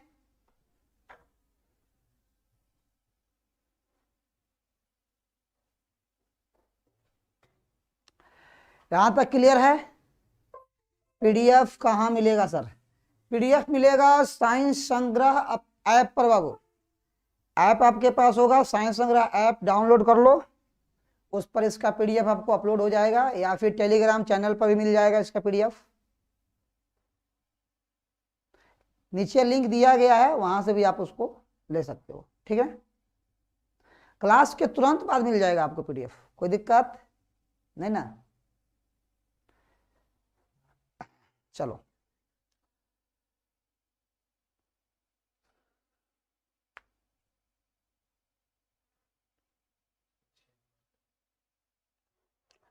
चलो प्यारे बच्चों, आगे बढ़ते हम लोग क्वेश्चन पर आते हैं। ये क्वेश्चन नंबर 6 है, ठीक है।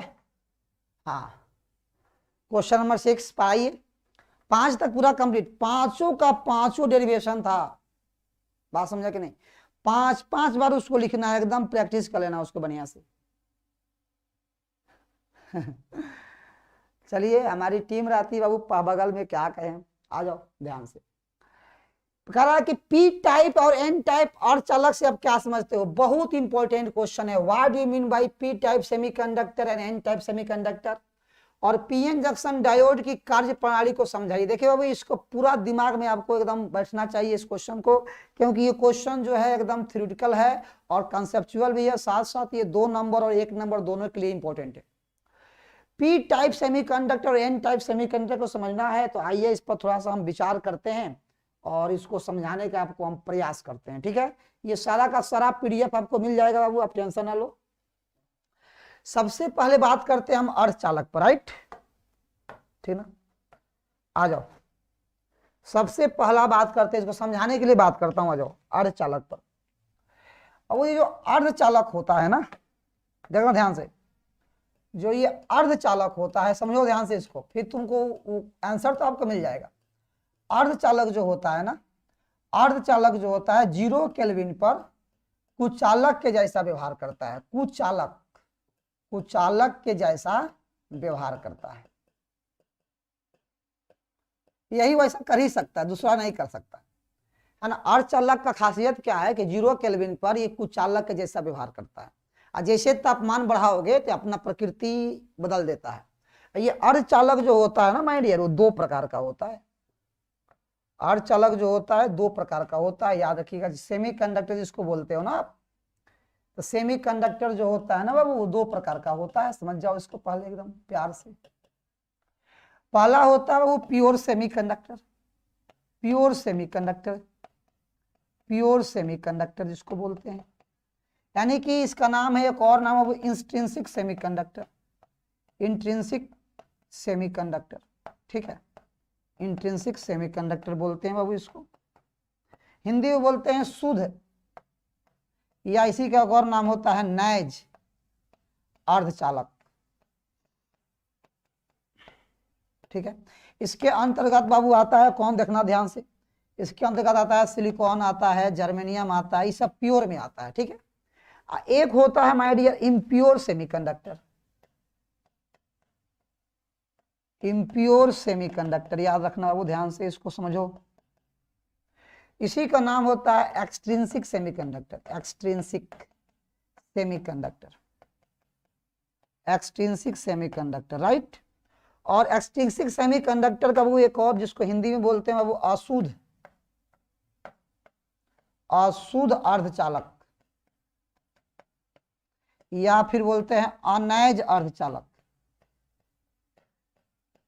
इसको समझो ध्यान से, ये जो आपको अनैज अर्धचालक है यानी कि इम्प्योर सेमीकंडक्टर है बाबू, देखना ध्यान से, ये जो इम्प्योर सेमीकंडक्टर है ये दो प्रकार का होता है।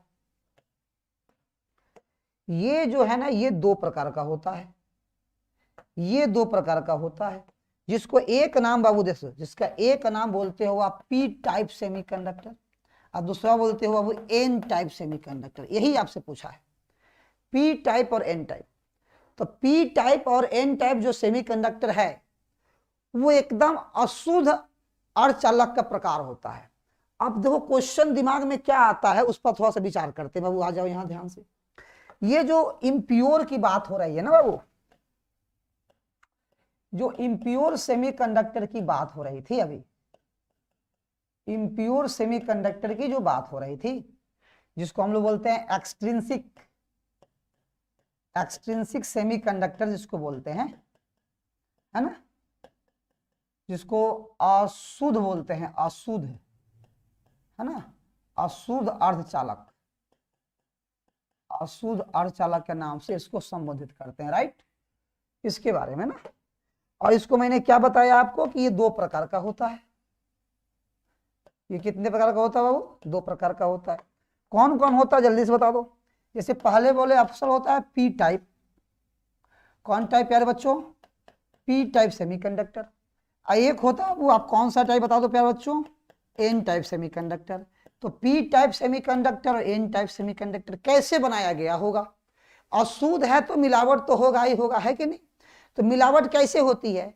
तो जब किसी प्योर सेमीकंडक्टर में, देखो प्योर सेमीकंडक्टर में याद रखना वो ध्यान से,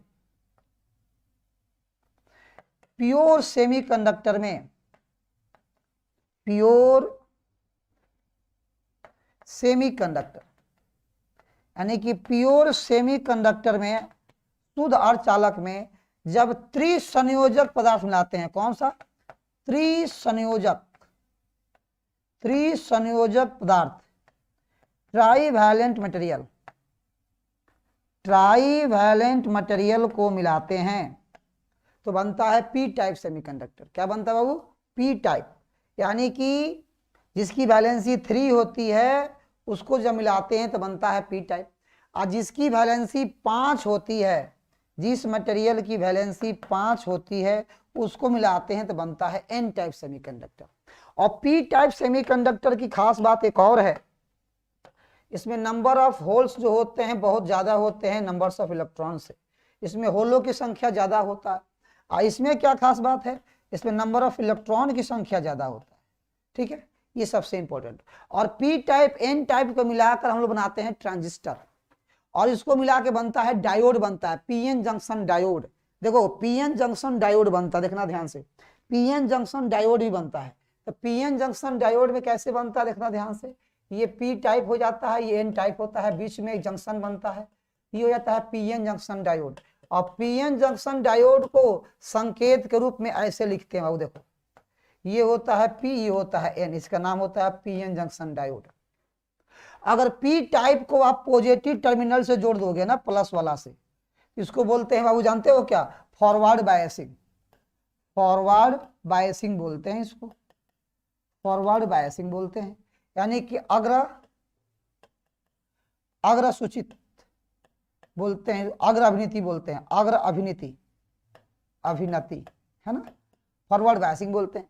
अगर एन टाइप को पॉजिटिव से जोड़ देते हो ना, इस तरह से देखना बाबू, इस तरह से अगर ऐसे जोड़ देते हो ना इसको, ये पॉजिटिव ये नेगेटिव, तो ये पी और एन, तो एन वाला प्लस से जुड़ा हुआ है, प्लस वाला पी वाला माइनस से, इसको बोलते हैं वो रिवर्स बायसिंग। इसका नाम क्या है वो? रिवर्स बायसिंग बोलते हैं, है कि नहीं? मतलब पश्च अभिनति बोलते हैं इसको, हिंदी में बाबू क्या कहते हैं? पश्च अभिनति, है कि नहीं? तो इसका उपयोग हम लोग कह सकते हैं पीएन जंक्शन डायोड बनाने के लिए भी इसका उपयोग करते हैं। और ट्रांजिस्टर भी बनता है। देखो ट्रांजिस्टर में क्या होता है, ट्रांजिस्टर में एक होता है पीएनपी ट्रांजिस्टर, एक होता है एनपीएन ट्रांजिस्टर, है कि नहीं? तो उसमें भी उपयोग होता है, ट्रांजिस्टर में भी उपयोग होता है। तो हर जगह अब देखने को मिलता है, ठीक है। तो इस चीज को थोड़ा सा ध्यान रखेंगे, काफी इंपॉर्टेंट है, काफी बातें बताए आपको। पीएन जंक्शन डायोड को समझाएं, मैंने बताया और पूर्ण दिष्टकारी तरंग का परिपथ एवं खींचे, इसकी क्रिया को समझाएं। देखो आओ ध्यान से, मैंने अभी बताया वही चीज आपको सिखा रहा था कि पीएन जंक्शन जो डायोड की क्रिया है उसको दो दशाओं में परिपथ में हम लोग जोड़ते हैं। एक अग्र अभिनेति मतलब फॉरवर्ड बायसिंग के रूप में, पी टाइप अर्धचालक को बैटरी के धन ध्रुव से और एन टाइप को ऋण ध्रुव से जोड़ा जाता है, इसको क्या कहते हैं, अग्र अभिनेति कहते हैं। अभी मैंने बताया, अभी समझाया बाबू आपको, अभी समझाया। देखिए देखिए, ये पी हो गया, ये बायसिंग हो गया। तो इस तरह से देखो, अब घबराओ नहीं, आराम से देखो, रिलैक्स में चीजों को आराम सीखो। ये देखो अब इस तरह से, ये जो बायसिंग होगा बाबू ना, ये प्लस माइनस, ये पी वाला हो गया, एन वाला। तो पी वाला अगर प्लस से जुड़ा हुआ है तो उसको बोलते हैं अग्र अभिनेति, यानी फॉरवर्ड बायसिंग बोलेंगे बाबू इसको। क्या बोल देंगे, ये देखो फॉरवर्ड बायसिंग है ना, फॉरवर्ड बायसिंग है कि नहीं। पी टाइप वाला एन टाइप देखो फॉरवर्ड बायसिंग, ये भी फॉरवर्ड बायसिंग है, ये भी फॉरवर्ड बायसिंग है। आपको मिल जाएगा, टेंशन ना लो, हर चीज इसमें मिल जाएगा आपको। फिर रिवर्स में देखो, रिवर्स बायसिंग में क्या होता है, उत्क्रमित अभिनति में क्या होता है, इसमें क्या होता है कि जैसे मान लो कि ये आपका डायोड का चिन्ह हो गया ना, ये डायोड हो गया, ट्रायंगल वाला पी होता है, लाइन खींच दिए एन हो गया, तो पी हो गया और एन हो गया। इसको अगर जोड़ दे तो बैटरी के प्लस वाला जोड़ देते हो, ये माइनस वाला हो गया, इसको बोलते हैं वो क्या, रिवर्स बायसिंग। दो तरह का हो गया, है कि नहीं, कोई दिक्कत नहीं सर, कोई दिक्कत नहीं है। अब देखो ये है बाबू एकदम रेक्टिफायर।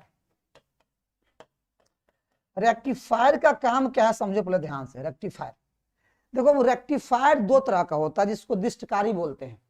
रेक्टिफायर एक होता है हाफ वेव रेक्टिफायर, एक होता है full wave rectifier. Half wave rectifier में एगो डायोड होता है, फुल वेव में 2 गो डायोड होता है। रेक्टिफायर का काम ही होता है एसी करंट को डीसी करंट में बदलना। प्रत्यावर्ती धारा को दिष्ट धारा में बदलने के लिए हम लोग रेक्टिफायर का उपयोग करते हैं। यही रेक्टिफायर का अपना फिगर आपके सामने दिख रहा है कि नहीं। तो रेक्टिफायर का काम होता है अल्टरनेट करंट को डायरेक्ट करंट में बदलना। एक और बात है, एक और बात, रेक्टिफायर को अगर आप 50 हर्ज वाला कोई धारा दीजिएगा, रेक्टिफायर के अंदर अगर 50 हर्ज वाला कोई धारा दीजिएगा, उसकी फ्रीक्वेंसी होगी 50 हर्ज, तो वहां से जो आउटपुट निकलेगा, जो बाहर धारा निकलेगा डीसी सोर्स में, उसका डबल होकर निकलता है। अर्थात 50 दीजिएगा 100 निकलेगा, 100 दीजिएगा 200 निकलेगा, 300 दीजिएगा 600 निकलेगा। मतलब उतना फ्रीक्वेंसी का वहां आपको करंट मिलना शुरू कर देता है। तो कहने का मतलब कि फुल वेव रेक्टिफायर और हाफ वेव रेक्टिफायर दो तरह का होता है। फुल वेव में 2 डायोड होता है, हाफ वेव में 1 डायोड होता है, ठीक है। इसका काम होता है, क्या काम होता है देखो बाबू, इसका काम क्या होता है याद रखना है। इसका काम क्या होता है, एसी करंट को डीसी में कन्वर्ट करना, एसी को डीसी में कन्वर्ट करना। आपसे क्वेश्चन पूछ सकता है कि एसी को डीसी में कन्वर्ट करने के लिए हम लोग किसका उपयोग करते हैं, याद कीजिएगा फुल वेव रेक्टिफायर को उपयोग करते हैं, ठीक है। कोई दिक्कत इसमें नहीं है ना। अब देखो अब इसका ग्राफ कैसा होता है। ये ग्राफ आपको दिख रहा होगा, एकदम बहुत प्यारा सा ग्राफ है। इस तरह से मान लो एसी सोर्स का ही ग्राफ हुआ ना। अब ये करता है क्या कि एसी का ग्राफ है, और ये क्या करता है डीसी वाला कहानी, इसको एकदम पलट देता है, एकदम सबको पॉजिटिव कर देता है एक ही डायरेक्शन में। फ्रीक्वेंसी बार बार फ्रीक्वेंसी इसका डबल हो जाता है। ये ग्राफ जो देख रहे हैं एसी सोर्स का है, राइट। ये ग्राफ जो है वो डीसी सोर्स का है, राइट। अब ध्यान से देख सकते हो ग्राफ को, नहीं तो नीचे वाला जो है ना, इससे ऐसे क्यों हुआ, क्योंकि रेक्टिफायर का उपयोग किया गया। किसका उपयोग किया गया, रेक्टिफायर का। रेक्टिफायर ने ही जो ऐसे था उसको ऐसे बना दिया, एकदम मेढक के चाल के जैसा। देख रहा है ना मेढक कैसे चलता है, इस तरह से, है कि नहीं, उछल उछल के। तो करंट को ऐसे बना दिया, मेढक बना दिया करंट को ये। तो कहने का मतलब कि इसको दिमाग में रखिएगा, काफी इंपॉर्टेंट है ना। हर क्वेश्चन इसका इंपॉर्टेंट आपको लगेगा। बहुत ही बेहतरीन क्वेश्चन माय डियर आपके सामने आ गया, साइक्लोट्रॉन का कंसेप्ट। क्या बात है सर, साइक्लोट्रॉन का सिद्धांत क्या है, साइक्लोट्रॉन की कार्यविधि क्या है, इस पर हम लोगों को चर्चा करना है। बहुत इंपॉर्टेंट है काफी। देखो साइक्लोट्रॉन एक ऐसा डिवाइस है, बात सुनो, साइक्लोट्रॉन एक ऐसा यंत्र है जिसके द्वारा हम प्रोटॉन, न्यूट्रॉन या आयन को उच्च गतिज ऊर्जा प्रदान करते हैं। उच्च गतिज ऊर्जा इसके सहायता से हम प्रदान करते हैं। एक ऐसा यंत्र है जिसके द्वारा हम उच्च गतिज ऊर्जा प्रदान करते हैं। और त्वरित किया जाता है। इसको क्या करते हैं? त्वरित। किसको किसको? प्रोटॉन को, ड्यूट्रॉन को, या और भी कोई आयन है जो धनायन है, उसको हाई एनर्जी देता है कौन? साइक्लोट्रॉन। दूसरी बात, इसका आविष्कार जो है 1932 में किया गया था लॉरेंस के द्वारा। Cyclotron is a device to accelerate ions extremely high velocities by accelerating them operating through the voltage. It was discovered by Lawrence 1932। तो अब देखो ध्यान से, यहाँ आगे बढ़ते हैं। इसको काफी इंपॉर्टेंट सेशन रहा ये, आगे बढ़िए। फिर कह रहा है इसका सिद्धांत क्या है? जब धनात्मक आयन को एक समान चुंबकीय क्षेत्र में चुंबकीय क्षेत्र की दिशा के लंबवत उच्च विभवांतर देकर त्वरित किया जाता है, जिससे आयन वृत्तीय पथ पर घूमने लगता है। ये क्या कह रहा है, इसकी बनावट को मैं आपको समझाने का प्रयास कर रहा हूं, ठीक है। ये जो भाषाएं लिखी हुई है ये आपके नोट्स के लिए है, आपको आराम से पीडीएफ का फॉर्म में मिलेगा, आप उसको पढ़िएगा। पहले मेरी बात आप समझिए वो कहना क्या चाह रहा है, ठीक है। पहले आप इस बात को समझिए। अगर आप वाकई में इसके बात को समझना चाहते हैं तो आइए यहाँ सबसे पहली बात इस पर विचार किया जाए, ठीक है।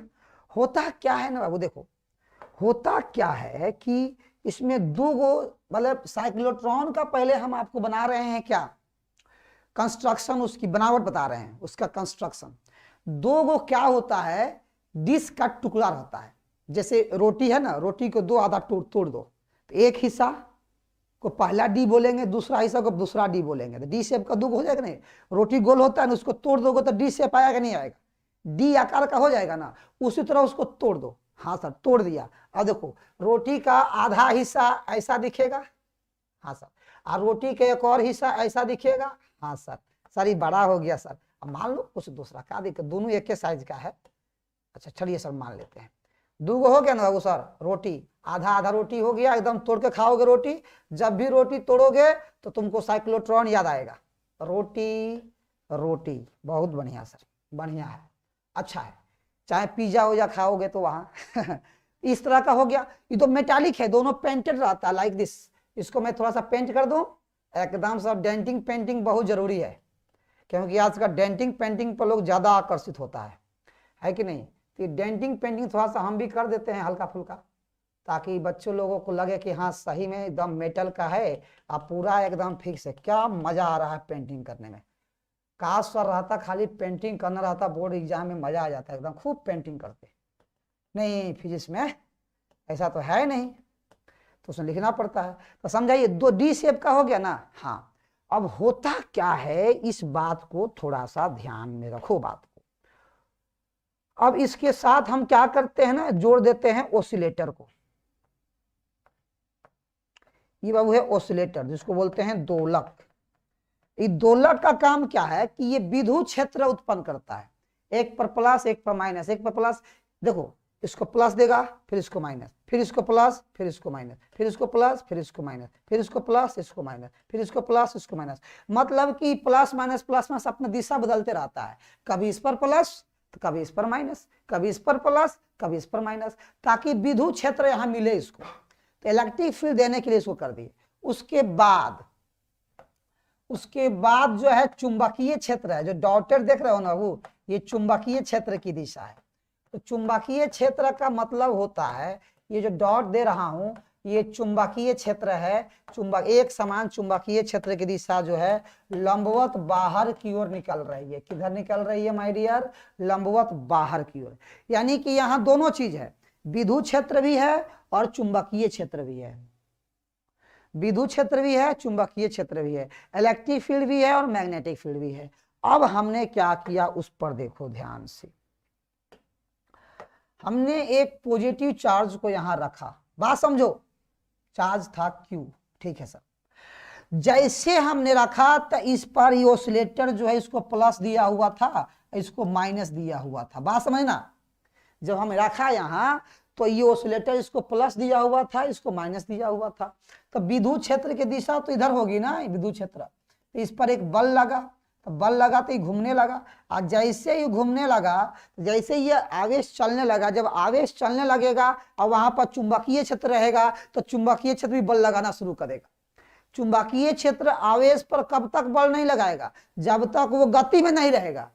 देखो यहां पर स्थिर था तो चुंबकीय क्षेत्र पे बल नहीं लगाएगा, लेकिन इसको चलाने का काम कौन कर दिया? विद्युत क्षेत्र। ये जो ऑसिलेटर लगाए हैं तो इस पर जो बल लगाएगा तो धीरे धीरे जो गोल गोल घूमने लगा, ऐसे ऐसे गोल गोल घूमने लगा, ऐसे ऐसे गोल गोल घूमने लगा, गोल गोल घूमने लगा, और इसका स्पीड हाई हो गया, हाई हो गया, हाई हो गया, यहां से भाई बाहर निकल गया। तो इसको कहने का मतलब मेरा यह है कि इसके अंदर साइक्लोट्रॉन के अंदर जो प्रोटॉन होता है, चाहे पॉजिटिव चार्ज होता है, गोल गोल घूमने लगता है और उसकी त्रिज्या को बढ़ाने का काम करता है ये दोलक ऑसिलेटर, और गोल गोल घुमाने का काम करता है चुंबकीय क्षेत्र। यहाँ जो चुंबकीय क्षेत्र है और विद्युत क्षेत्र है, दोनों का यहाँ कार्य निर्धारित है। यहाँ चुंबकीय क्षेत्र और विद्युत क्षेत्र दोनों एक दूसरे के लंबवत होता है। विद्युत क्षेत्र और चुंबकीय क्षेत्र यहाँ दोनों एक दूसरे के लंबवत है, इसलिए इसको बोलते हैं क्रॉस फील्ड। इसको क्रॉस फील्ड बोला जाता है। ठीक है, अब सोचने वाली बात यह है कि सब ये जो गोल गोल घुमा, इस पर कौन घुमाने के लिए इसको कौन बल लगा? यहाँ चुंबकीय बल। कौन बल लगा? चुंबकीय बल। इसकी कुछ ना कुछ त्रिज्या होगी ना? हाँ सर, त्रिज्या तो होगी, और उस त्रिज्या को क्या मान देंगे हम? आर। त्रिज्या मान लीजिए कितना है? आर। अब सोच के देखो ध्यान से, किस बल के द्वारा ये घुमा? तो सेंटर की ओर बल लगा, उसको बोलते हैं सेंट्रीपिटल फोर्स, अभिकेंद्रीय बल। और किसके बराबर हो जाएगा? चुंबकीय बल के, यानी क्यू वी बी के बराबर हो जाएगा। क्यू वी बी, तो एम वी स्क्वायर बराबर हो जाएगा वो क्यू वी बी। थोड़ा सा ध्यान रखना है यहाँ, तो बाबू देखो भी से भी कट जाएगा, तो बोलो क्या हो जाएगा? यहाँ एम वी बाई आर बराबर हो जाएगा क्यू इंटू बी, तो आर इज इक्वल टू क्या हो जाएगा? M V by Q B. अब देखो रेडियस निकल गया, त्रिज्या, यानी कि वो आवेश जिस पथ पर चला वो वृत्ताकार पथ था, और वृत्ताकार पथ का त्रिज्या निकालने का फॉर्मूला है M V by Q B. M V by Q B, M मतलब मास ऑफ चार्ज है, आवेश का द्रव्यमान है, वी मतलब चाल हो गया, वेग हो गया, क्यू मतलब आवेश हो गया, बी मतलब चुंबकीय क्षेत्र हो गया। जब त्रिज्या निकल गया तो एक बंदा पूछा कि सर उसके बताइए आवर्तकाल क्या होगा? आवर्तकाल एक चक्कर लगाने में कितना समय ले रहा होगा? आवर्तकाल बताओ इसका। हमने कहा ठीक है, तो एक चक्कर में कितना दूरी तय करेगा? 2 पाई आर। कितना स्पीड से? v स्पीड से, तो 2 pi by V into R. R का मान निकाले थे हम M V by Q B, भी काट दिया, तो क्या आ गया यहाँ? 2 pi M by Q B. यानी कि इसका आवर्तकाल जो साइक्लोट्रॉन है, साइक्लोट्रॉन में जो आवेश गोल गोल घूम रहा है, उसको एक चक्कर लगाने में कितना समय लगा होगा? 2 pi M by Q B. फिर क्वेश्चन पूछ दिया कि सर इसका आवृत्ति कितना होगा बताइए? कौन सा? सिर्फ आवृत्ति? तो हाँ, तो आवृत्ति जो होता है वो 1/, आवर्तकाल होता है। आवृत्ति जो होता है वो 1/, आवर्तकाल होता है। तो अब बताओ आवृत्ति कितना होगा, जल्दी बता दो। इसका उल्टा को दो, Q B by 2 pi M हो जाएगा। तो क्या हो जाएगा? वो Q B by 2 pi M. फिर क्वेश्चन पूछ दिया,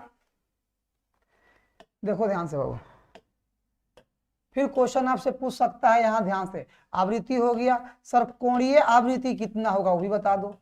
कोणीय आवृत्ति कितना होगा वो भी बता दो, यानी ओमेगा कितना होगा? ओमेगा का फॉर्मूला होता है 2 पाई एफ, तो 2 पाई एफ का वैल्यू निकाल दिए थे कितना बाबू? Q B by 2 pi M. तो बोलो क्या आंसर आ जाएगा? 2 पाई से 2 पाई कट जाएगा, तो आंसर हो जाएगा क्यू बी बाई एम, जो बराबर होगा ओमेगा के, तो ओमेगा बराबर हो जाएगा क्यू बी बाई एम। ठीक है, तो इस तरह से साइक्लोट्रॉन को आप समझिए अच्छे से, कोई दिक्कत नहीं है। ठीक है, बहुत बढ़िया सर। आगे साइक्लोट्रॉन सिद्धांत, कंस्ट्रक्शन हो गया, ये डेरिवेशन हो गया, चुंबकीय क्षेत्र हो गया, कार्यविधि हो गया, वर्किंग इंग्लिश में हो गया, वेरी गुड। हाँ 9 नंबर। अब है बाबू क्या? स्वप्रेरकत्व।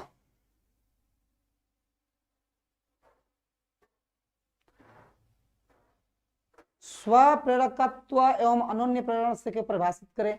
देखो सेल्फ इंडक्टेंस और म्यूचुअल इंडक्टेंस को डिफिनेशन लिखना है, और 2 लंबी समाक्षी परिनलिका का अनन्य प्रेरण का व्यंजक आपको निकालना है।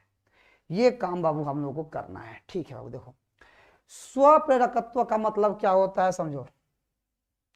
किसी परिपथ में प्रति इकाई विद्युत धारा के कारण उत्पन्न चुंबकीय फ्लक्स की मात्रा को स्वप्रेरकत्व कहते हैं।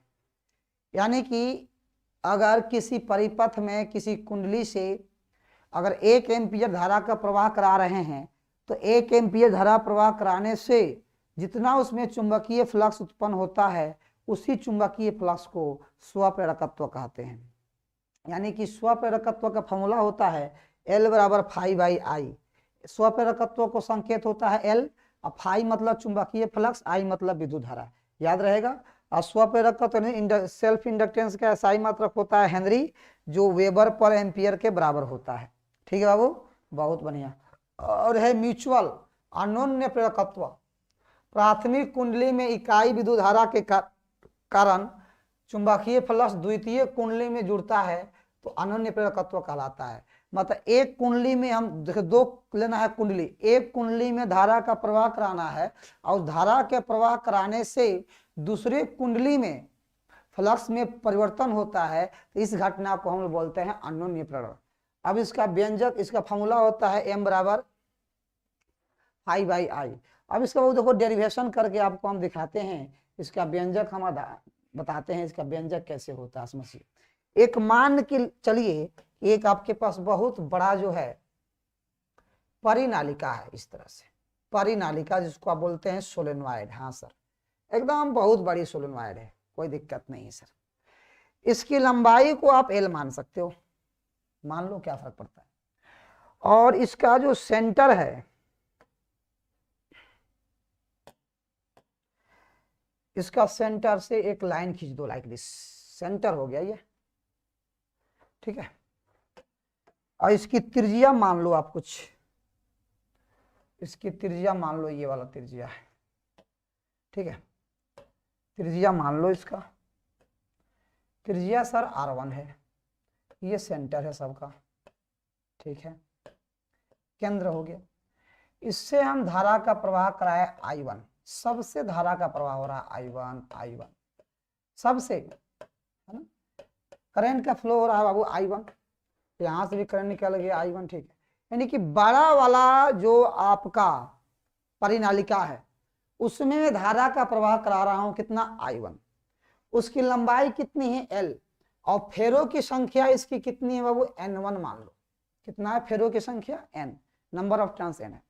तो इसके अंदर जो चुंबकीय क्षेत्र उत्पन्न होगा, इसके अंदर जो चुंबकीय क्षेत्र लाइंस जो उत्पन्न होंगे, वो चुंबकीय क्षेत्र लाइंस देखो बाबू कैसे होंगे, ऐसे चुंबकीय क्षेत्र लाइंस निकलेंगे इस तरह से बाबू, देखो इससे एंट्री करेगा, ऐसे चुंबकीय क्षेत्र लाइंस निकलेंगे, ऐसे एंट्री होगा, ऐसे नीचे भी चुंबकीय क्षेत्र लाइंस निकलेंगी, ऐसे एंट्री होगा।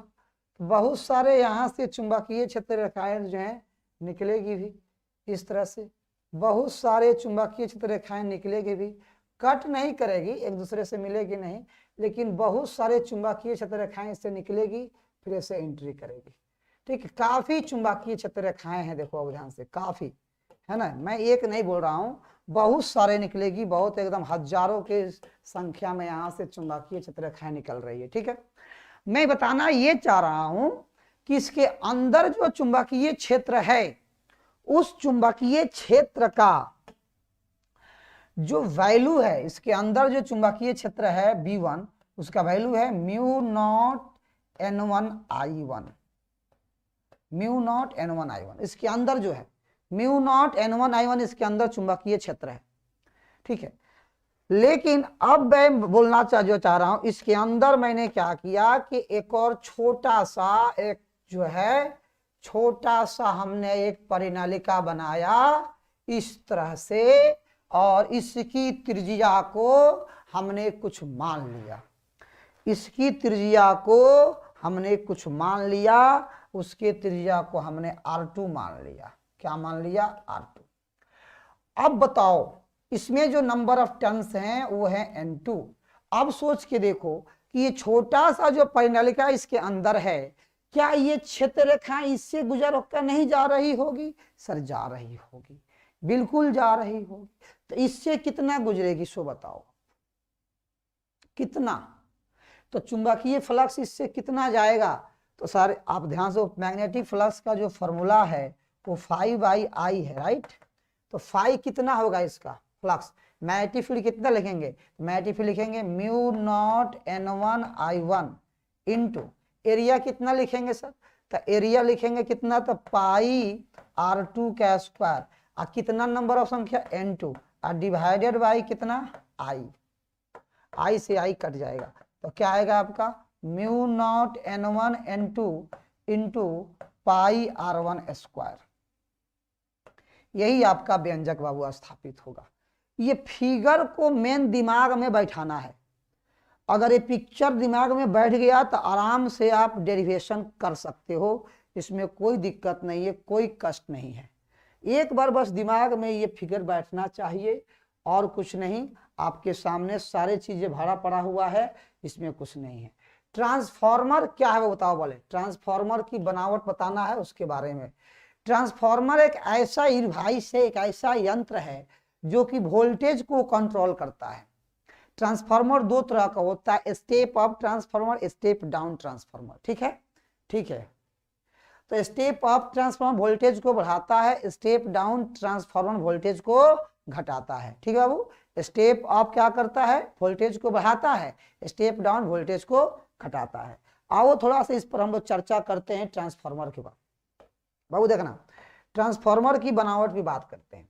ट्रांसफार्मर के बनावट में क्या होता है बाबू, इसमें एक सॉफ्ट आयरन होता है, नरम लोहा लेते हैं। देखो बाबू यहाँ नरम लोहा हम ले लेते हैं इस तरह से, बिल्कुल सर नरम लोहा ले लिए, एकदम नरम नरम लोहा है ना। इतना नरम नहीं है कि लोहा तोड़ सकते हो, नरम लोहा है बस, है ना। उसको हम तोड़ दिए, तोड़े नहीं मतलब बना लिए, ओके। उसके बाद क्या करते हैं सर, इसके बाद इसमें कुंडली करते हैं। ये रहा कुंडली, ये देखो कुंडली हो गया। इस कुंडली से हम क्या करते हैं सर, एसी सोर्स दो जोड़ देते हैं इस तरह से, एसी सोर्स हो गया सर, एसी सोर्स। इसको जानते हैं, इसको बोलते हैं प्राइमरी कॉइल। अच्छा सर, इसी का नाम है, यस इसी का नाम है प्राइमरी कॉइल। हिंदी में बोलते हैं प्राथमिक कुंडली, जन्म कुंडली नहीं है ये, प्राथमिक कुंडली बोलते हैं सर इसको। क्या बात है सर, प्राथमिक कुंडली, ठीक है, एसी सोर्स हो। ये जो इसको क्रोड बोलते हैं, ये जो आयताकार दिख रहा है ना, इसको क्रोड, इंग्लिश में कोर बोलते हैं। क्रोड जो बनता है वो सॉफ्ट आयरन का बना हुआ होता है। किसका बना हुआ होता है, सॉफ्ट आयरन का, अर्थात नरम लोहा का। ठीक है, और एक दूसरा कुंडली है, ये रहा, ये जो कुंडली है इसमें दूसरा, ये हमारे घरों में जो है, इससे जो करंट जो निकलता है वो हमारे घरों में सप्लाई होता है। मैं समझाने के पर्पज से बात कर रहा हूँ। इससे करंट जो मिलता है वो घर में सप्लाई होता है। और दिमाग लगाओ, पावर स्टेशन से इसमें करंट आया, राइट, इसमें करंट का फ्लो हुआ। जो भी करंट है बाबू एसी सोर्स का करंट है, एसी अल्टरनेट करंट है। जब इसमें विपरीतवर्ती धारा का फ्लो होता है, इसमें करंट का फ्लो होता है, तो इसके कारण इसके अंदर से चुंबकीय क्षेत्र रेखाएं निकलती है। और यही चुंबकीय क्षेत्र रेखाएं, आपको बता दूं, यही चुंबकीय क्षेत्र रेखाएं यहां से निकलकर जाकर इस कुंडली में प्रवेश करती है, और फिर वापस आती है और फिर जाती है। इस तरह से इस कुंडली में जो है कि चुंबकीय क्षेत्र रेखाएं प्रवेश करती रहती है। ऐसे प्रवेश करती है, जैसे जैसे प्रवेश करती है इसके चुंबकीय फ्लक्स में परिवर्तन होता है। यानी कि प्राथमिक कुंडली में हम धारा का प्रवाह करा रहे हैं, और उसके कारण सेकेंडरी कुंडली में जो है चुंबकीय फ्लक्स का परिवर्तन हो रहा है। इस चुंबकीय फ्लक्स में परिवर्तन होने के कारण इसमें जो है धारा उत्पन्न होता है, और वही धारा हमको प्रेरित धारा कहलाता है। इसी धारा के कारण हमारे घर में करंट आता है। मतलब कहने का कि यहाँ जो सप्लाई हुआ ये पूरा का पूरा करंट ये वाला हमारे यहाँ नहीं आता है।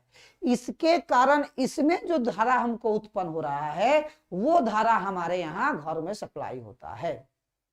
ठीक है, तो इसमें आप जानते हैं फैराडेज के नियम के अनुसार कि जब एक कुंडली से के कारण दूसरे कुंडली में चुंबकीय फ्लक्स में परिवर्तन होता है, तो उसके कारण उसमें विद्युतवाहक बल उत्पन्न होता है ना, और उसी विद्युतवाहक बल के कारण इसमें धारा उत्पन्न होता है। अर्थात ये जो ट्रांसफार्मर है वो अनन्य प्रेरण के सिद्धांत पर कार्य करता है। ये ट्रांसफार्मर जो बाबू है वो किसके सिद्धांत पर कार्य करता है, अनन्य प्रेरण के सिद्धांत पर कार्य करता है। अब प्लस फैराडे का नियम, फैराडे के नियम पर ही ये काम करता है, दोनों के नियम पर काम करता है, अनोन्य प्रेरण के सिद्धांत पर और फैराडे के नियम पर, दोनों पर ये काम करता है, याद रखिएगा पहली बात। दूसरी बात, इसमें जो कुंडली आप जोड़े हैं उसकी कुंडली में फेरों की संख्या ns है, इस कुंडली में फेरों की संख्या अगर np है, कितनी है वो np, np मतलब कि प्राइमरी में नंबर ऑफ टर्न्स, ns मतलब सेकेंडरी में नंबर ऑफ टर्न्स। अब समझो, अगर कंडीशन में वो, अगर देखो कंडीशन क्या है, अगर np, ऐसे समझो, अगर सेकेंडरी क्वाइल में देखो दो केस है, अगर ns बड़ा हो np से, यानी कि इसमें जो कुंडली की जो फेरा का संख्या वो ज्यादा है, तो जानते हो क्या होगा, तो इस तरह के ट्रांसफार्मर को बोलते हैं स्टेप अप ट्रांसफार्मर। अगर ns छोटा हो, ns कम हो np से, यानी कि प्राइमरी कुंडली में ज्यादा नंबर ऑफ टर्न्स, सेकेंडरी में कम हो, तो इसको बोलते हैं वो स्टेप डाउन ट्रांसफार्मर। हमारे सिलेबस में जो ट्रांसफार्मर पढ़ना है वो आइडियल ट्रांसफार्मर है, आदर्श ट्रांसफार्मर है। आदर्श ट्रांसफार्मर में पावर जो होता है वो एकदम फिक्स होता है, यानी कि पावर का कांस्टेंट होता है, पावर उसमें लॉस नहीं होता, इफिशियंसी 100% होती है, input power output power same होता है। मतलब मैं आपको बताऊं कि आइडियल ट्रांसफार्मर के लिए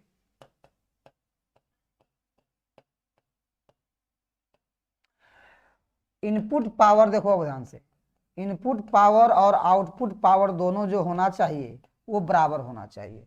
मतलब इसकी जो इफिशियंसी है, क्षमता, इफिशियंसी मतलब हो गया क्षमता, इफिशियंसी जो होता है वो 100% होता है, इफिशियंसी जो होता है वो 100% होता है, उसको बोलते हैं आइडियल ट्रांसफार्मर। ठीक है, आइडियल ट्रांसफार्मर। तो ये केसेस है स्टेप और स्टेप डाउन का, आप समझेंगे, यहाँ कोई दिक्कत नहीं है, बनाया गया है, आप यहाँ पढ़ेंगे, यहाँ से वही चीजें यहाँ लिखी गई है जो मैंने आपको सिखाया है ना। अब फिर है 11 नंबर, रेडियो एक्टिविटी की परिभाषा करें। किसी पदार्थ से स्वतः ही विकिरण उत्सर्जित होते रहने की घटना को रेडियो एक्टिविटी कहते हैं। उत्सर्जित विकिरण अल्फा बीटा गामा हो सकता है, क्या हो सकता है, अल्फा रे, बीटा रे और गामा रे, सुने होंगे बहुत। अल्फा रे बीटा रे हर एक नाभिक से नहीं निकल सकता, अल्फा रे बीटा रे उसी के नाभिक से निकलेगा जो रेडियो सक्रिय तत्व होगा, जिसका नाभिक भारी होगा, जैसे यूरेनियम हो गया, थोरियम हो गया, पोलोनियम हो गया, इस सब से, है कि नहीं। तो वहां से अल्फा रे बीटा रे गामा, और सबका अपना अलग अलग जो है नेचर है। देखो अल्फा कण जो होता है, अल्फा पार्टिकल, उसका क्या, अल्फा कण धनात्मक होता है, पॉजिटिव होता है। अल्फा जो किरणें होती है वो मैग्नेटिक फील्ड, इलेक्ट्रिक फील्ड, चुंबकीय क्षेत्र, विद्युत क्षेत्र में क्या हो सकती है, विचलित हो सकती है, अपनी दिशा बदल सकती है। ये जो किरणें होती है फोटोग्राफी प्लेट को प्रभावित करती है और प्रतिदीप्त उत्पन्न करती है, यानी कि प्रकाश उत्पन्न करती है। तो अल्फा कण का कारण इसको याद कर लीजिएगा, अल्फा कण पॉजिटिव होता है, ये किरणें इलेक्ट्रिक फील्ड, मैग्नेटिक फील्ड, विद्युत क्षेत्र, चुंबकीय क्षेत्र में अपनी दिशा बदल सकती है और ये फोटोग्राफी प्लेट को नुकसान भी पहुंचा सकती है। आगे अब बीटा किरणें क्या होती है बाबू, देखो बीटा किरणें, अल्फा पार्टिकल के बारे में इंग्लिश में लिख दिया गया बाबू, देखना ध्यान से, क्या है, they are positively charged particles, these are deflected by electric field, magnetic field, these except photographic plate affect, not except, affect मतलब उसको प्रभावित करता है। फिर बीटा किरण, बीटा किरणें क्या होती है, निगेटिव होती है, ऋण आवेशित कण होती है, जिसका द्रव्यमान जो है इलेक्ट्रॉन के द्रव्यमान के लगभग बराबर होता है। ये भी क्या होता है, विद्युत क्षेत्र और चुंबकीय क्षेत्र से विचलित हो सकती है, अपनी दिशा बदल सकती है। इस बात को ध्यान रखिएगा, ये भी काफी इंपॉर्टेंट है बाबू, ध्यान रखिएगा। बीटा किरणें हो गई, ये भी फोटोग्राफिक प्लेट को प्रभावित कर सकता है। अल्फा अपेक्षाक्रम आयनीकरण कम होता है इसका बहुत अधिक वेग होता है, बहुत अधिक चाल होता है। और गामा किरणें लास्ट है, गामा किरणें पर कोई चार्ज नहीं होता, ये उदासीन होता है, इसको इलेक्ट्रिक फील्ड, मैग्नेटिक फील्ड, विद्युत क्षेत्र, चुंबकीय क्षेत्र इसको प्रभावित नहीं कर सकता है। बात समझे कि नहीं, ये विद्युत चुंबकीय तरंग होता है, याद रखिएगा, एक्स किरण के जैसा है ना, इसको विक्षेपित नहीं कर सकता, ये हानिकरण नहीं होता है, बहुत बढ़िया। इसकी भेदन क्षमता बहुत अधिक होता है, याद रखना, भेदन क्षमता मतलब पेनिट्रेशन पावर, छेदने की क्षमता बहुत ज्यादा होता है इसका, किसका, गामा किरण का। तो ये बाबू ये शीशे को भी पार कर सकता है, शीशा पर अगर पड़ेगा शीशा को आर पार कर देगा, रुक नहीं सकता है। अब फोटोग्राफी पीरियड को प्रभावित करता है माय डियर। तो कहने का मतलब मेरा ये है कि ये आज का क्वेश्चन था। टोटल आपको 10 या 11 क्वेश्चन का डिस्कशन आपके सामने हो गया है। तो टॉप 11 क्वेश्चन आपके सामने डिस्कशन हुआ है। इसको कम से कम 3 से 4 बार पूरा अच्छे से आप इसको पढ़िएगा, रिवाइज कीजिएगा और पूरा चारों तरफ अपने दोस्तों सर्कल में बाबू अपने हर जगह इसको शेयर कर दीजिएगा, ताकि जितने भी बच्चे हैं आपके दोस्त मुहिम हैं उन सबको भी फायदा हो सके, सब पढ़े सब बढ़े, है ना। ये भी एकदम हम लोगों का उद्देश्य है। अब बढ़िया मार्क्स लेके आना है। आप लोगों को अभी से शुभकामना कि आप बहुत अच्छे से पढ़िए, है ना, और नंबर एकदम 95 प्लस लाने का प्रयास कीजिए फिजिक्स में। फिजिक्स में एकदम जो है जितना आपको कराया गया है माय डियर, उतना अगर कर लेते हो, जितनी भी 95% प्लस मार्क्स आपके एकदम आने हैं, आप करो, है ना। और इस चैनल से एकदम जुड़े रहो, साइंस संग्रह से एकदम जुड़े रहो, कोई दिक्कत नहीं होने वाला है। और बीच बीच में हम लोग जो है कि और भी चीज़ें आपके सामने रखते जाएंगे, है ना। पूरा एकदम शेयर कर दो। इसका PDF इसके एप्लीकेशन पर मिलेगा, इसके ऐप पर मिलेगा। ऐप पर चल जाओ, ऐप पर देखो, इसका एप्लीकेशन पर एकदम मिल जाएगा इसका PDF। अब बढ़िया से कॉपी में पूरा राइट डाउन इसको करना है, ठीक है। ओके, PDF मिलेगा साइंस संग्रह ऐप पर, वो डाउनलोड कर लो या टेलीग्राम चैनल पर, ठीक है। Good night, take care, bye bye my dear, बहुत बहुत धन्यवाद। चलिए, अच्छा है।